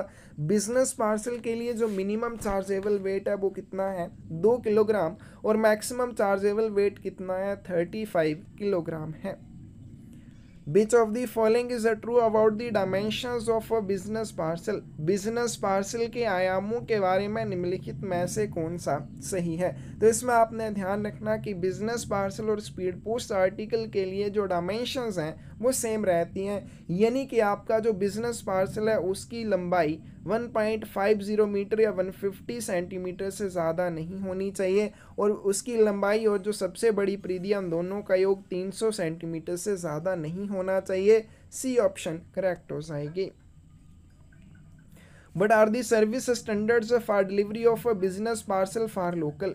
स्थानीय स्तर पर बिजनेस पार्सल की डिलीवरी के लिए जो सेवा मानक रहेंगे वो क्या रहेंगे। करेक्ट आंसर सी आ जाएगा। तो इसके डिलीवरी स्टैंडर्ड भी आज की वीडियो के लास्ट में आपको मिल जाएंगे। What are the service standards for delivery of a business parcel for same state? एक ही राज्य के लिए बिजनेस पार्सल की डिलीवरी के लिए जो सेवा मानक रहेंगे वो क्या रहेंगे, 3 से 6 दिन रहते हैं। बी ऑप्शन करेक्ट आ जाएगी। Which of the following is not true about the features of a business parcel? Business parcel की विशेषताओं के बारे में निम्नलिखित में से कौन सा सत्य नहीं है? For business parcel internet based track and trace facilities available. Business parcel के लिए इंटरनेट आधारित ट्रैक और ट्रेस सुविधा आपको मिल जाती है, बिल्कुल सही बात है। For the business parcel door delivery facilities not available. व्यावसायिक पार्सल के लिए डोर डिलीवरी सुविधा उपलब्ध नहीं है। ये क्या हो जाएगा, गलत हो जाएगा, क्योंकि business parcel consignments are delivered at your doorstep. तो बिजनेस पार्सल जो कंसाइनमेंट होती है आपके घर पर आपको पहुंचाई जाती है। For business parcel redirection facility shall not be available. व्यावसायिक पार्सल में पुनर्निर्देशन सुविधा नहीं होती है, बिल्कुल सही बात है। हमें क्या बताना है कौन सा सत्य नहीं है, तो बी ऑप्शन यहाँ पे इसका सही आंसर हो जाएगा। Which of the following is true about compensation for a business parcel? व्यावसायिक पार्सल के मुआवजे के बारे में निम्नलिखित में से कौन सा सत्य है? तो इसमें करेक्ट आंसर आपका बी आ जाएगा। फॉर लॉस और damage of an uninsured article a compensation of 500 rupees और the actual value of the parcel whichever is less may be given. Business parcel के लिए अगर बिजनेस पार्सल का बीमा नहीं किया गया है तो आपको 500 रुपये का या फिर जो भी पार्सल की एक्चुअल वैल्यू होगी दोनों में से जो भी कम रहेगा 500 रुपीज़ या एक्चुअल वैल्यू ऑफ पार्सल वो आपको मुआवजे के रूप में दिया जाता है। बी ऑप्शन करेक्ट हो जाएगी। What will be the registration charges for an international blind literature packet? अंतर्राष्ट्रीय अंध साहित्य पैकेट के लिए पंजीकरण शुल्क क्या होगा? इसका करेक्ट आंसर क्या आ जाएगा आपके पास, ए आ जाएगा। ब्लाइंड लिटरेचर पैकेट चाहे अंतर्देशीय डाक में हो चाहे फॉरेन पोस्ट में हो, रजिस्ट्रेशन चार्जेस इसके ऊपर नहीं लगते हैं, ना पोस्टेज चार्जेस लगते हैं। ए ऑप्शन इसका करेक्ट आंसर हो जाएगा। But are the compensation charges for EMS? EMS क्या हो जाएगा, एक्सप्रेस मेल सर्विस मर्चेंडाइज।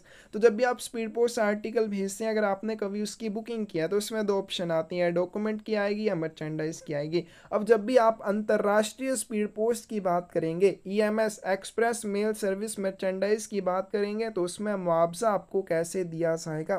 तो इसकी सी ऑप्शन करेक्ट हो जाएगी। फॉर लॉस और टोटल डैमेज और टोटल थेफ्ट, कुल हानि, कुल क्षति या कुल चोरी के लिए the value of the contents और 130 SDR, या तो आपको सामग्री का जो मूल्य है वो दिया जाएगा या 130 SDR दिए जाएंगे। कौन सा दिया जाएगा? विच एवर इज लेस, दोनों में से जो भी कम होगा। Plus postage paid will be given as compensation. तो इसमें कैसे आपको मुआवजा दिया जाएगा? 130 SDR या वैल्यू ऑफ कंटेंट, दोनों में से जो भी कम होगा प्लस जो भी डाक शुल्क आपने भुगतान किया होगा वो आपको मुआवजे के रूप में दिया जाएगा। सी ऑप्शन करेक्ट हो जाएगी। But is the compensation for loss और damage of international EMS document? अंतर्राष्ट्रीय EMS एक्सप्रेस मेल सर्विस अगर डॉक्यूमेंट भेजा था तो उसके मामले में आपको क्या मुआवजा दिया जाएगा? डी ऑप्शन आपके पास करेक्ट आ जाएगी। The postage paid for EMS document is given as compensation. तो जो भी आपने उसके लिए डाक शुल्क के रूप में भुगतान किया होगा वही आपको मुआवजे के रूप में दिया जाएगा। डी ऑप्शन करेक्ट हो जाएगी। Which custom declaration form should be used for an article whose value is below 300 SDR? उस वस्तु का जिसका मूल्य 300 SDR से कम है उसके लिए कौन से कस्टम डिक्लेरेशन फॉर्म का यूज़ किया जाएगा? इसका करेक्ट आंसर आपके पास क्या आ जाएगा? CN22 का यूज़ किया जाएगा। ऐसा स्पीड पोस्ट आर्टिकल जिसकी वैल्यू 300 SDR या उससे ज़्यादा है उसके लिए CN23 फॉर्म का यूज़ किया जाता है।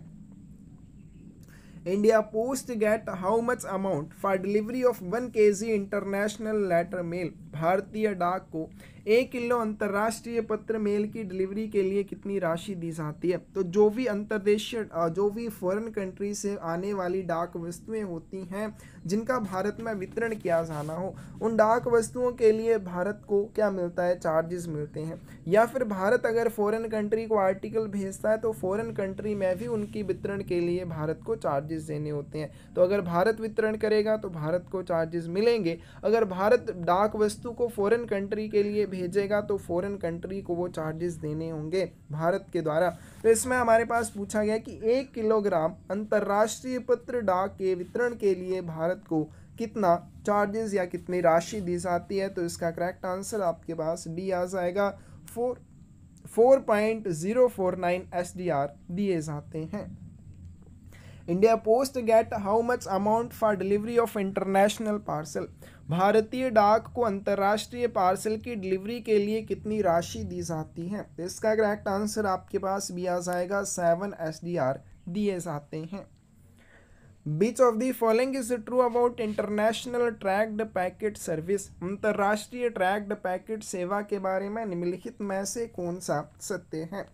Up to 2 kilogram packets can be sent through this service? इस सेवा के माध्यम से 2 किलोग्राम तक के पैकेट भेजे जा सकते हैं। तो अंतर्राष्ट्रीय ट्रैक्ड पैकेट सर्विस के माध्यम से 2 किलोग्राम तक के पैकेट आप भेज सकते हैं। It is best suited for e commerce customers? ये ई कॉमर्स ग्राहकों के लिए सबसे उपयुक्त मानी जाती है। For this pickup facilities available, और इसके लिए पिकअप सुविधा उपलब्ध होती है। उपरोक्त सभी इसके बारे में सही हैं, डी ऑप्शन करेक्ट हो जाएगी। But will be the discount available for a customer who provides 50,000 rupees revenue for international tracked packet service in a calendar month?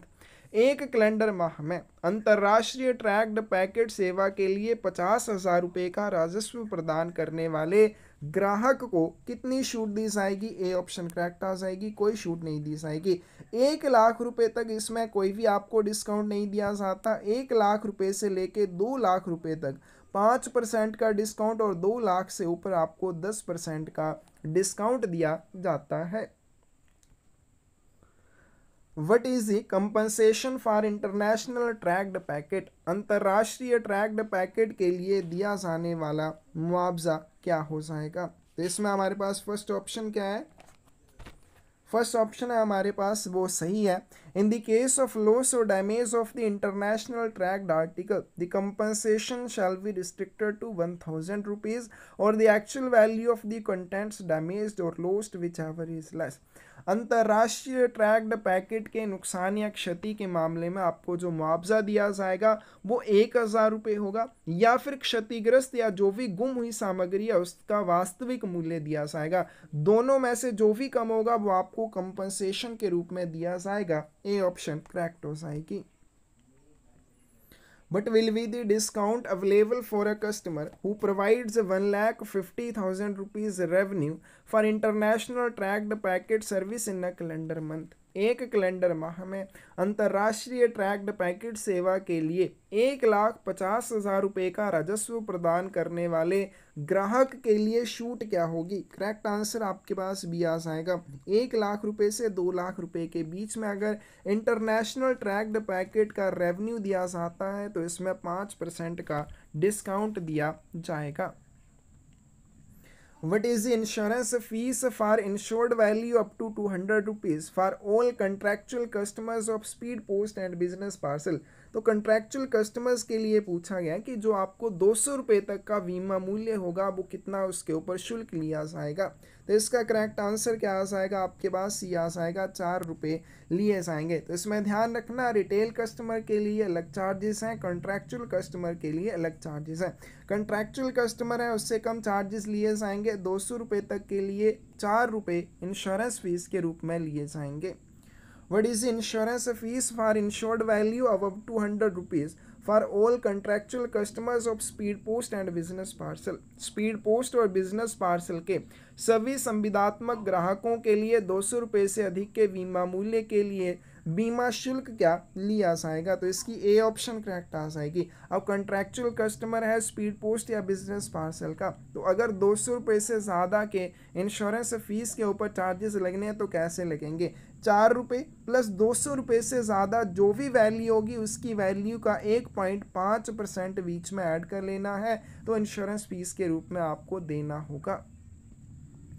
Insurance is compulsory for the amount specified for recovery from the addressee in the case of all value payable articles on which the amount specified for recovery exceeds how much। सभी मूल्यदेय वस्तुओं के मामले में जिन पर वसूली के लिए निर्दिष्ट राशि कितने से अधिक है, प्राप्तकर्ता से वसूली के लिए निर्दिष्ट राशि के लिए भी बीमा अनिवार्य है। इसका करेक्ट आंसर आपके पास क्या आ जाएगा, बी आ जाएगा 1500। क्या इसको आपने अगर बुक लिया तो उसमें करेक्ट कर लेना है, ठीक है, 1500 आ जाएगा। अगर कोई मूल्यदेय वस्तु है जिस पर 1500 रुपये से ज़्यादा की राशि वसूल की जाने वाली है, तो उस वसूल की जाने वाली निर्दिष्ट राशि के लिए भी आपको बीमा करवाना होता है, बी ऑप्शन करेक्ट आ जाएगी। लेकिन रेलवे रिसिप्ट है, बिल इनवॉइसेस हैं, डॉक्यूमेंट्स हैं जिनकी कोई इंस्टेंसिक वैल्यू या आंतरिक मूल्य नहीं है, या फिर ऐसे पैकेट जिनमें प्रिंटेड पेपर्स हों या बुक्स हों जिन्हें बुक पैकेट रेट्स के अंदर भेजा जा रहा है, उसके ऊपर ये 1500 रुपये वाला रूल लागू नहीं होता है, उनके लिए इंश्योरेंस करवानी कंपल्सरी नहीं होती है। Which of the following is not true about packing of an insured article. बीमित वस्तु की पैकिंग के बारे में कौन सा सत्य नहीं है। एन एनवल्प विद ब्लैक और कलर बॉर्डर और a transparent panel must not be used for insured article. तो आपने इंश्योर्ड आर्टिकल के लिए कभी भी ऐसे एनवल्प का यूज़ नहीं करना है जिसका बॉर्डर ब्लैक हो या कलर्ड हो या जिसमें ट्रांसपेरेंट पैनल हो। All the seals affixed to an insured article must be of same kind of bags and must bear distinct impression of the same private device। फिर उसके बाद बीमाकृत वस्तु पर लगाई गई सभी जो सीलें होंगी एक ही प्रकार के मोम की होनी चाहिए और उन पर निजी उपकरण की अलग अलग इंप्रेशन होनी चाहिए। यानी कि जब आप इंश्योर्ड आर्टिकल को बंद करते हैं तो उसके ऊपर क्या लगाई जाती है, सीलिंग वैक्स लगाई जाती है, मोम लगाई जाती है। तो वैक्स जो लगाई जाएगी वो सभी सील्स के लिए एक ही तरह की होनी चाहिए और उसके ऊपर डिस्टिंक्ट इंप्रेशन लगाई जाएंगी किसी भी प्राइवेट डिवाइस की। The impressions made on seals of insured articles may be done with current coin। अब ये गलत हो जाएगा, जो इंप्रेशन इसके ऊपर लगाई जाएगी वो करंट कोइन से नहीं लगाई जाएंगी। क्या आपने क्या किया, इंश्योर्ड आर्टिकल है उसको बंद किया, उसके ऊपर वैक्स लगा दी। वैक्स के ऊपर आपको इंप्रेशन लगानी है किसी भी प्राइवेट डिवाइस की या ऐसी किसी चीज़ की जिसको आसानी से दोबारा बनाया ना जा सके। लेकिन करंट कोइन है, ये तो सबके पास होते हैं, तो उस इंश्योर्ड आर्टिकल को खोल के दोबारा से बंद करके करंट कोइन की इंप्रेशन कोई भी लगा सकता है। तो उस चीज़ में आपने करंट कोइन का यूज़ कभी भी नहीं करना है। तो 189 की सही ऑप्शन आपके पास क्या आ जाएगी, सी आ जाएगी। But are the charges of acknowledgement for an insured article. किसी बीमाकृत वस्तु के लिए पावती के शुल्क क्या रहते हैं। तो इंश्योर्ड आर्टिकल के लिए आपसे कभी भी एक्नोलेजमेंट फीस नहीं ली जाती है, डी ऑप्शन करेक्ट हो जाएगी। Which of the following is not true about value payable articles। मूल्यदेय वस्तुओं के बारे में निम्नलिखित में से कौन सा सत्य नहीं है। फर्स्ट है, no postal article will be accepted as value payable article unless the sender declares that it is sent in execution of a bona fide order received by him. मूल्यदेय वस्तु को उस समय तक मूल्यदेय वस्तु के रूप में स्वीकार नहीं किया जाएगा जब तक कि प्रेषक यह घोषित ना कर दे कि उसे प्राप्त वास्तविक आदेश के निष्पादन में भेजा जा रहा है। यानी कि जो वीपी आर्टिकल भेजा जाएगा वो प्रेषक के द्वारा अपनी मर्जी से नहीं भेजा जाएगा। प्रेषक को ये डिक्लेरेशन देनी होगी कि ये जो वीपी आर्टिकल मेरे द्वारा भेजा जा रहा है मैं इसे अपनी मर्जी से नहीं भेज रहा हूँ, मुझे इस वीपी आर्टिकल को भेजने के संबंध में एक आदेश प्राप्त हुआ है, उस आदेश के निष्पादन के संबंध में मैं इस वीपी आर्टिकल को भेज रहा हूँ। बिल्कुल सही पॉइंट है। An article may not be sent by the value payable post if it possesses no intrinsic value।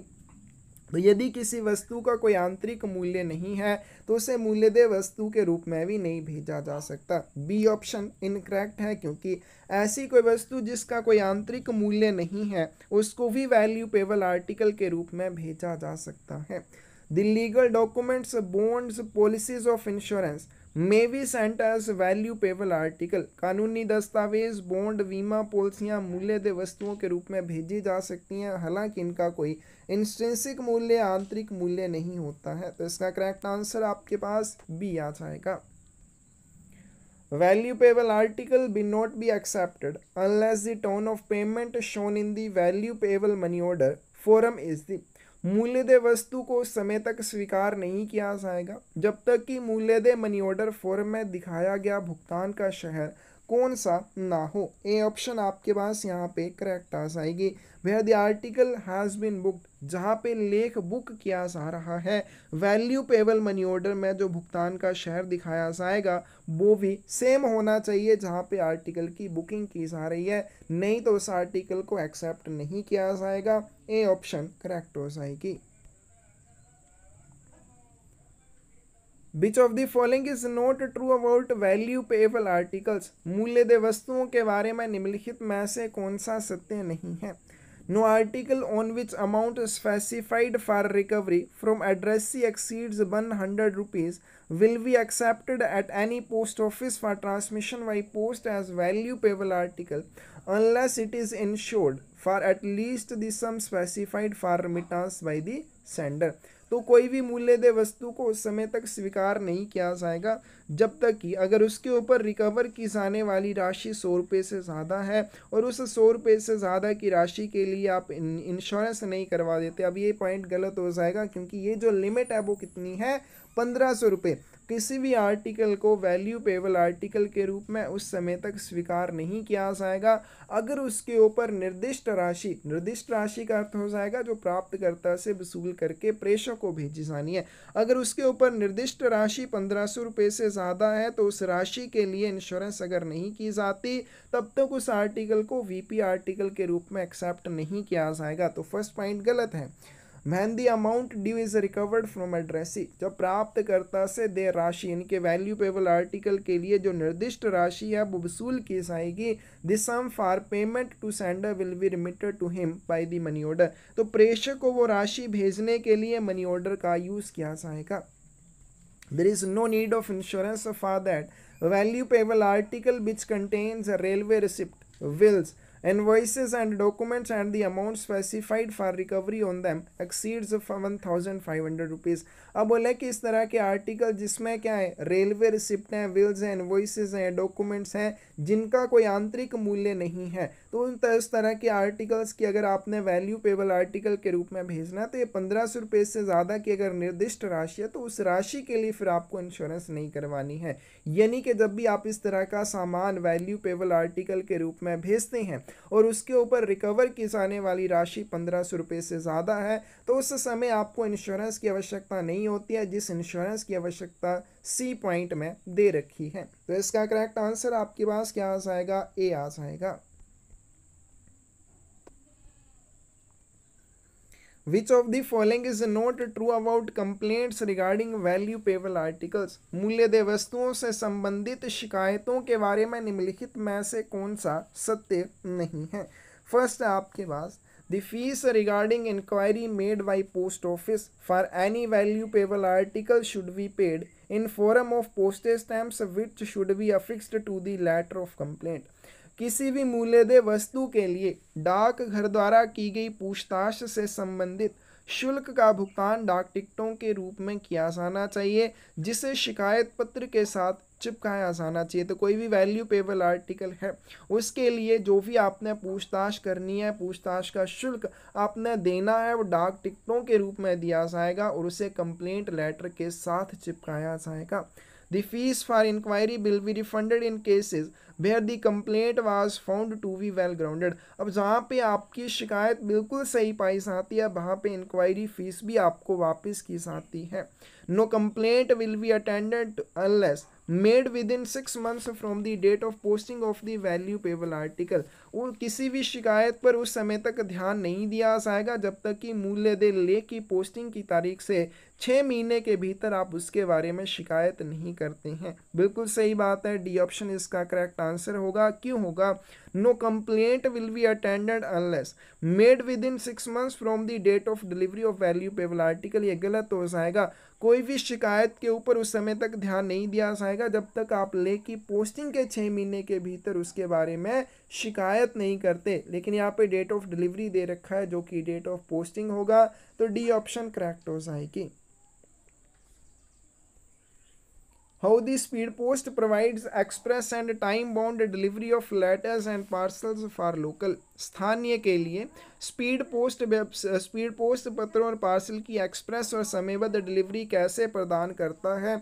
D option correct आ जाएगी। With 15 rupees for consignments up to 50 grams. अगर स्पीड पोस्ट लेटर या parcel 50 gram तक का है और local के लिए उसका वितरण किया आसान है तो केवल 15 रुपये ही चार्जेस लगते हैं। अगर पूरे देश की बात करें, अक्रॉस दी कंट्री की बात करें, तो 50 ग्राम तक के लिए केवल 35 रुपीज़ लिए जाते हैं। और आप सोचेंगे 35 रुपीज़ तो आपने कभी दिए नहीं स्पीड पोस्ट आर्टिकल के लिए, तो 35 रुपीज़ ही लगते हैं, प्लस उसमें 18% जीएसटी लगती है जो कि 41 रुपीज़ कुछ पैसे बनता है, वो आपसे लिए गए होंगे। अब आपको याद आया होगा कि 41 रुपीज़ तो लिए जाते हैं स्पीड पोस्ट आर्टिकल के लिए, तो इस तरह से लिए जाते हैं। कौन सी ऑप्शन करेक्ट आ जाएगी? डी ऑप्शन करेक्ट आ जाएगी।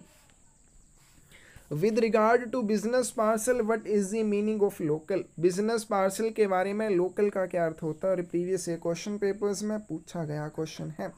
Local shall means with regard to metro cities. Metro cities के मामले में लोकल का क्या अर्थ होगा?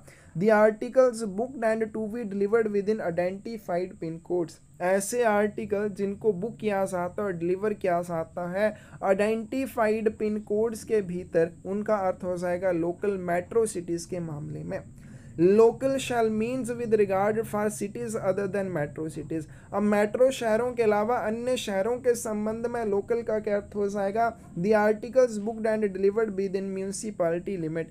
अब ऐसा आर्टिकल जिसका वितरण और जिसकी बुकिंग म्यूनिसिपैलिटी क्षेत्र के भीतर, यानी कि एक ही म्यूनिसिपैलिटी लिमिट के भीतर की जानी है, तो वो किसके लिए?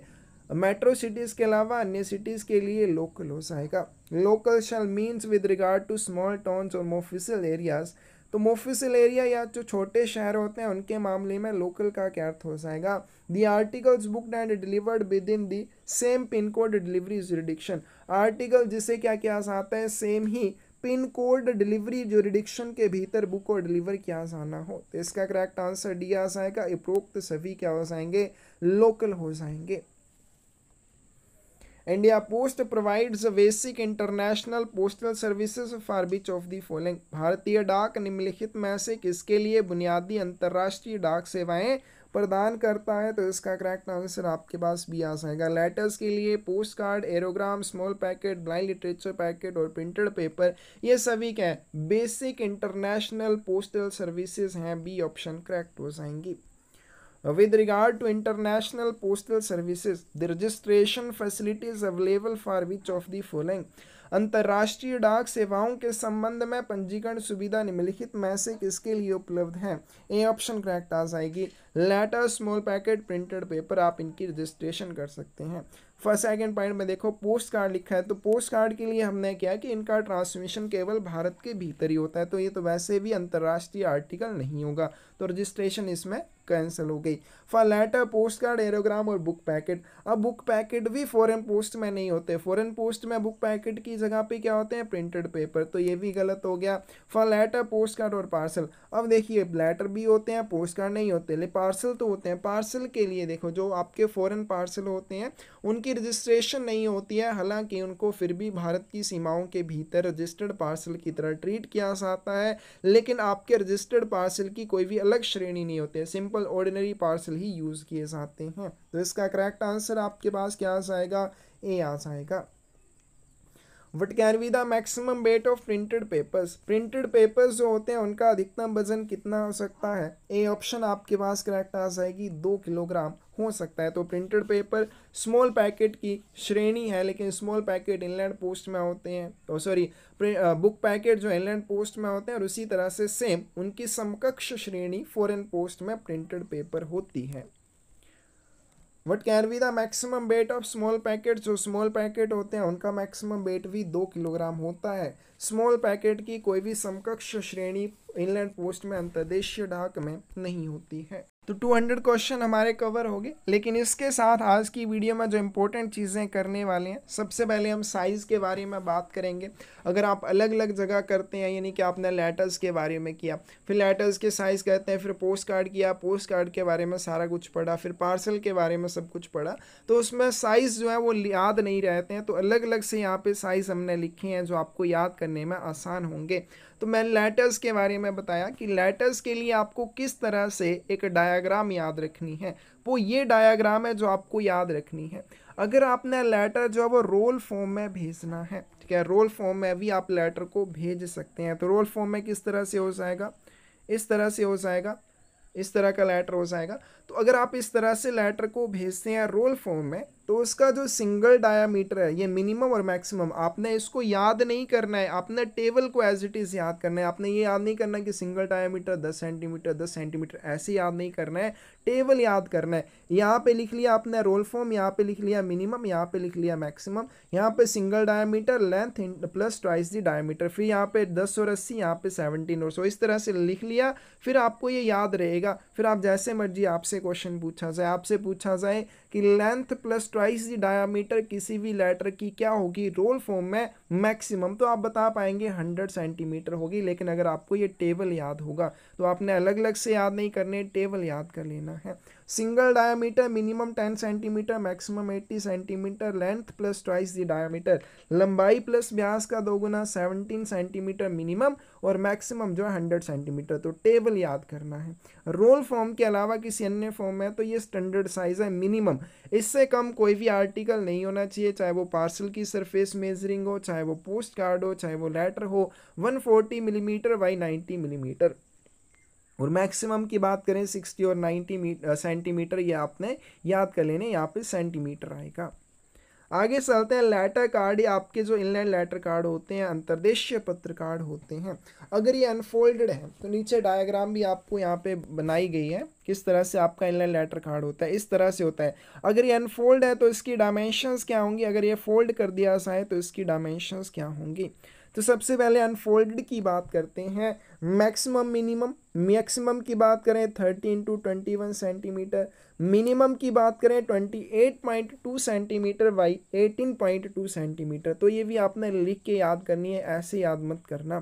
फ्लैप्स की बात करें तो इसमें 3 फ्लैप होते हैं, जैसे मैंने पहले भी बताया था, जहाँ से इसको फोल्ड करके बंद किया जाता है। और जो फ्लैप्स होते हैं उनके साइज़ की बात करें तो ये जो राइट और लेफ्ट में फ्लैप होते हैं, इनका साइज 1.5 सेंटीमीटर बाई 10 सेंटीमीटर से ज़्यादा नहीं होना चाहिए। और ये टॉप वाला फ्लैप है, इसका जो साइज़ है, इस वाले फ्लैप की बात करें तो 1.5 सेंटीमीटर बाई 21 सेंटीमीटर से ज़्यादा नहीं होना चाहिए। और जब इसको ILC को, इनलैंड लेटर कार्ड को फोल्ड कर दिया जाता है, तो मैक्सिमम 21 बाई 10 सेंटीमीटर साइज़, और मिनिमम जो है 15.2 इंटू 9 सेंटीमीटर हो जाएगा। तो ये इसके क्या है, एक ये फ्लैप है लेफ्ट और राइट, और ये वाला जो है टो फ्लैप। तो इसके साइज हमें दिए गए 1.5 बाई जो भी है 10 सेंटीमीटर, और ऊपर वाला 1.5 बाई 21 सेंटीमीटर। तो आपने याद कर लेने हैं।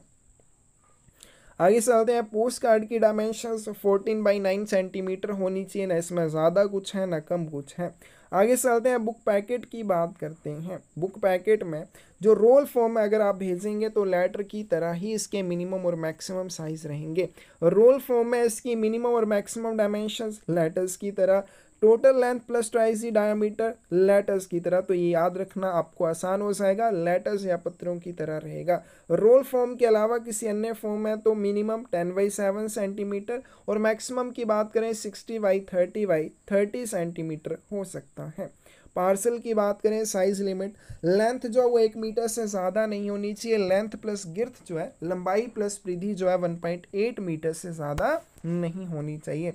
आगे चलते हैं आर्टिकल इंश्योरेंस, लेखों का जो बीमा किया जाता है। अब यहाँ पे बहुत बार ये क्वेश्चन पूछे गए हैं, इसलिए मैंने इनको ऐड किया है कि आपके जो आर्टिकल होते हैं, कौन कौन से आर्टिकल्स की आप इंश्योरेंस कर सकते हैं। Articles which can B insured, ऐसे लेख जिनका आप बीमा कर सकते हैं। इसमें रजिस्टर्ड लेटर आ जाएंगे, इसमें वैल्यू पेबल रजिस्टर्ड लेटर आ जाएंगे, यानी कि आप पंजीकृत लेखों का बीमा कर सकते हैं, मूल्यदेय पंजीकृत लेखों का बीमा कर सकते हैं, पंजीकृत पार्सल का और वैल्यू पेबल रजिस्टर्ड पार्सल का बीमा कर सकते हैं। ये चारों के चारों आपने याद रखने हैं, इनकी आप इंश्योरेंस कर सकते हैं। बाकी ये है यहाँ पे, अगर बीओ में आप आर्टिकल्स की इंश्योरेंस करते हैं 600 रुपीज़ तक करवा सकते हैं, अदर पोस्ट ऑफिस में 1,00,000 रुपये तक। और इंश्योरेंस वैल्यू जो अब वो क्या नहीं होनी चाहिए, आर्टिकल के जो कंटेंट होते हैं उससे ज़्यादा की नहीं होनी चाहिए। फिर उसके बाद ऐसे आर्टिकल जिनमें गोल्ड कॉइन, बुलियन या गवर्नमेंट करेंसी नोट या बैंक नोट या इनका कोई कम्बिनेशन हो तो उनकी वैल्यू उनकी इंश्योरेंस उनकी एक्चुअल वैल्यू के लिए करनी है। फिर आगे चलते हैं articles which can be registered, ऐसे लेख जिनकी आप रजिस्ट्रेशन कर सकते हैं। रजिस्ट्रेशन आप लेटर्स की कर सकते हैं, इन लेटर कार्ड की भी कर सकते हैं, पोस्ट कार्ड की भी कर सकते हैं, बुक और पैटर्न पैकेट की भी कर सकते हैं, ब्लाइंड लिटरेचर पैकेट, यानी इन सभी की आप इन रजिस्ट्रेशन या पंजीकरण कर सकते हैं। फिर पार्सल की भी कर सकते हैं और न्यूज़पेपर्स की भी कर सकते हैं। Newspapers prepaid with postage as newspaper rate, ऐसे पंजीकृत समाचार पत्र जिनकी आपने रजिस्ट्रेशन करनी है और जिनके ऊपर पोस्टेज चार्जेस दिए गए हैं न्यूज़पेपर रेट्स के अकॉर्डिंग, पंजीकृत समाचार पत्र दर के अनुसार न्यूज़पेपर्स जिनके ऊपर चार्जेस दिए गए हों उनको भी आप रजिस्टर कर सकते हैं। बाकी ये कंपलसरी इंश्योरेंस है, ये कि आप करना चाहें तो कर सकते हैं, नहीं करना चाहें तब भी कोई बात नहीं। यहाँ पे दिया कि आपको करवानी ही पड़ेगी रजिस्ट्रेशन, तो वो क्या है, कोई भी पार्सल जिसका वजन 4 किलोग्राम से ज़्यादा हो उसकी रजिस्ट्रेशन कंपलसरी है। कोई भी इंश्योर्ड आर्टिकल है उसकी रजिस्ट्रेशन भी आपको कंपल्सरली करवानी पड़ेगी। कोई पार्सल जब किसी ऐसी जगह के लिए भेजा जाता है जहाँ पे कस्टम डिक्लेरेशन की आवश्यकता होती है तब भी उसकी रजिस्ट्रेशन कंपल्सरी हो जाती है। फिर उसके बाद कोई भी आर्टिकल जिसमें स्टैम्प्स हों, लेबल्स हों, चेक, हुंडी, बैंक नोट्स या फिर बैंक पोस्ट बिल या बिल ऑफ एक्सचेंज हो उसके लिए भी रजिस्ट्रेशन कंपल्सरी है।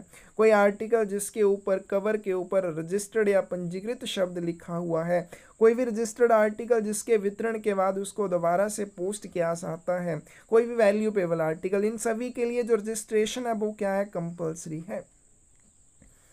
आगे चलते हैं, वैल्यू पेबल आर्टिकल के रूप में कौन से आर्टिकल भेजे जा सकते हैं। इसमें आप पंजीकृत पार्सल, पंजीकृत पत्र या फिर रजिस्टर्ड बुक पैकेट्स, न्यूज़पेपर्स, ये सारी चीज़ें भेज सकते हैं। न्यूज़पेपर कौन से, जिन्हें पंजीकृत समाचार पत्र दर के अनुसार प्रीपेड किया गया हो, तो इन सभी को आप वैल्यू पेबल आर्टिकल्स के रूप में भेज सकते हैं। आगे चलते हैं, complaint about value payable article, किसी भी मूल्यदेय डाक वस्तु के बारे में कोई शिकायत करनी है। No complaint will be attended to unless made within 6 months of the date of posting of value payable article. Value payable article को पोस्ट करने की तारीख से 6 महीने के भीतर अगर आप उसके बारे में कंप्लेंट या शिकायत नहीं करते हैं तो उसके बाद आपकी शिकायत के ऊपर कोई भी ध्यान नहीं दिया जाएगा। फिर इंश्योर्ड आर्टिकल की या बीमित लेख की बात करते हैं, तो बीमित लेख के लिए जो आपको मुआवजा दिया जाता है, हमने क्वेश्चन भी किया, कब दिया जाता है, जब आप इंटीमेशन ऑफ लॉस देते हो, यानी कि नुकसान की सूचना देते हो, सूचना के दिए जाने के 1 महीने के बाद आपको इसके लिए मुआवजा दिया जाता है। और अगर उसको किसी भी स्थिति में रोकना हो, यानी कि कोई भी इंक्वायरी पेंडिंग है, तो उसके लिए हेड ऑफ सर्कल उस कंपनसेशन या मुआवजे को रोक सकता है। No compensation will be payable where the sender has not given intimation of loss within 3 months from the date of posting। फिर उसके बाद यहाँ पे ये इंपॉर्टेंट पॉइंट है, कोई भी आपका इंश्योर्ड आर्टिकल है अगर उसके बारे में 3 महीने के भीतर आपने उसके नुकसान की सूचना नहीं दी तो मुआवजा आपको फिर नहीं दिया जाएगा।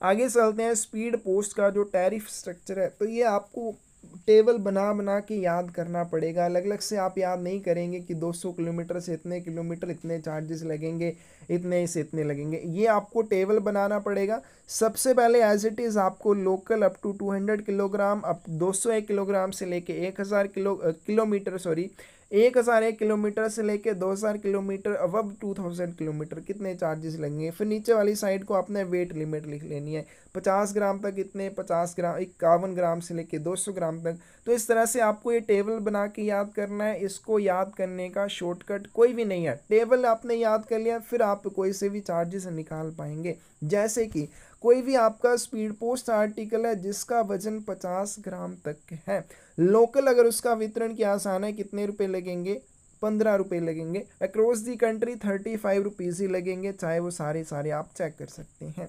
फिर उसके बाद 51 ग्राम से लेके 200 ग्राम तक लोकल के लिए उसके ऊपर 25 रुपये प्लस जीएसटी जो है वो आपने ऐड कर लेनी है।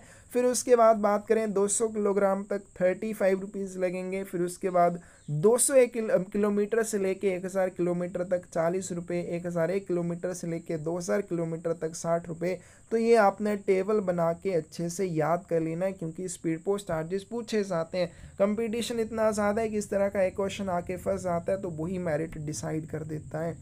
आगे चलते हैं, डिस्काउंट की बात करते हैं तो ये बहुत इंपॉर्टेंट है। अगर वॉक इन कस्टमर है यानी कि कभी कभार आने वाला ग्राहक है तो उसकी डेली रेवेन्यू के ऊपर डिस्काउंट होता है।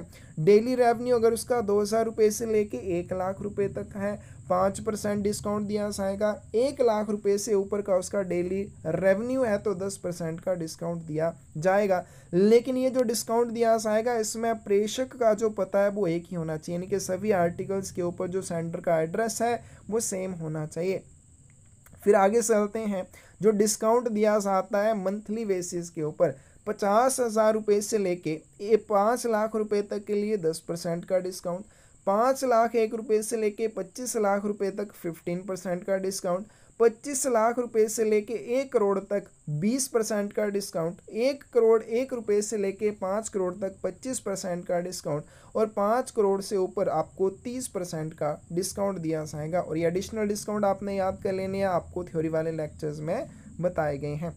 आगे चलते हैं, वॉक इन कस्टमर के लिए आपको जो डिस्काउंट दिया जाएगा, सॉरी जिसके लिए डिस्काउंट नहीं है, ये क्या है आपके डिलीवरी स्टैंडर्ड्स या इनको ट्रांजिट नॉर्म्स आप कह सकते हैं, ये भी आपने याद करने हैं। अगर कोई स्पीड पोस्ट आर्टिकल लोकल के लिए भेजा जाता है तो 1 से 2 दिन में उसका वितरण होगा। मेट्रो टू मेट्रो भेजा जाता है 1 से 3 दिन में उसका वितरण होगा। State capital to state capital भेजा जाता है 1 से 4 दिन में उसका वितरण होगा। सेम स्टेट के लिए 1 से 4 दिन मैक्सिमम उसके वितरण की समय अवधि है। रेस्ट ऑफ द कंट्री 4 से 5 दिन में उसका वितरण होगा। और लोकल आपने यहाँ पे याद कर लेने हैं। अगर इनका वितरण ब्रांच पोस्ट ऑफिस के माध्यम से किया जाना है तो ये जो भी दिए हैं इनमें आपने 1 दिन और ऐड कर लेना है। लोकल शैल मीन ये हमने कर लिया। मेट्रो सिटी के लिए क्या होता है, अगर मेट्रो सिटी के अलावा अन्य कोई सिटी है तो क्या होगा, स्मॉल टाउन या कस्बा या मोफिसिल एरियाज़ के लिए लोकल का क्या अर्थ होता है वो आपने कर लेना है। आगे चलते हैं, बिजनेस पार्सल टैरिफ की बात करते हैं। बिजनेस पार्सल के लिए जो चार्जेस हैं आपने PDF से कर लेने हैं कि ये कर लेने हैं, ज़रूरी हैं, आपसे पूछे जाते हैं। और इसके लिए जो डिलीवरी स्टैंडर्ड्स हैं वो भी आपको करने पड़ेंगे, क्योंकि ये भी एक आधी बार पूछे गए हैं तो आ सकते हैं। आगे चलते हैं, EMS express mail service tariff discount structure. Express mail service के बारे में भी यहाँ पे डिस्काउंट स्ट्रक्चर है, ये भी आपको याद करना पड़ेगा।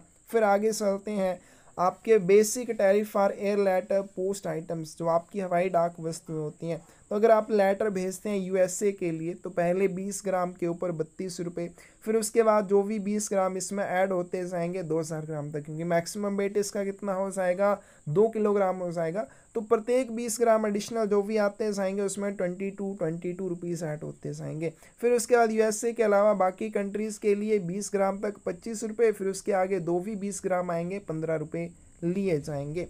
स्मॉल पैकेट्स के लिए भी आपने याद कर लेना है, प्रिंटेड पेपर के लिए भी याद कर लेना है। इंपॉर्टेंट जो है वो ब्लाइंड लिटरेचर पैकेट, सभी कंट्रीज़ के लिए इसमें पोस्टेज चार्जेस आपसे नहीं लिए जाते हैं। फिर आगे चलते हैं, एयरमेल पोस्ट कार्ड, ये बहुत इंपॉर्टेंट है। पाकिस्तान, नेपाल, बांग्लादेश, भूटान, इन सभी को अगर आप एयरमेल पोस्ट कार्ड भेजते हैं 10 रुपये, अदर कंट्रीज़ के लिए भेजते हैं तो 15 रुपये, बहुत इंपॉर्टेंट है। एरोग्राम अगर आप किसी भी कंट्री के लिए भेजते हैं तो 20 रुपये इसके लिए चार्जेस आपसे लिए जाएंगे, इम्पोर्टेंट। एम बैग या मेल बैग अगर आप भेजते हैं सभी देशों के लिए तो इसका वेट जो है वो 5 किलोग्राम से अधिक नहीं होना चाहिए, लेकिन इसमें जो रजिस्ट्रेशन चार्जेस हैं वो कितने हैं 700 रुपीज़ हैं। फिर उसके बाद है ठीक है, for a weight not exceeding 5 kg। तो एम बैग जो है मैक्सिमम आप कितना भेज सकते हैं, 30 किलोग्राम तक भेज सकते हैं। तो अगर इसका वजन 5 किलोग्राम से ज़्यादा नहीं है तो 700 रुपीज़। फिर उसके बाद पर केजी और part exceeding 5 kg up to 30 kilogram.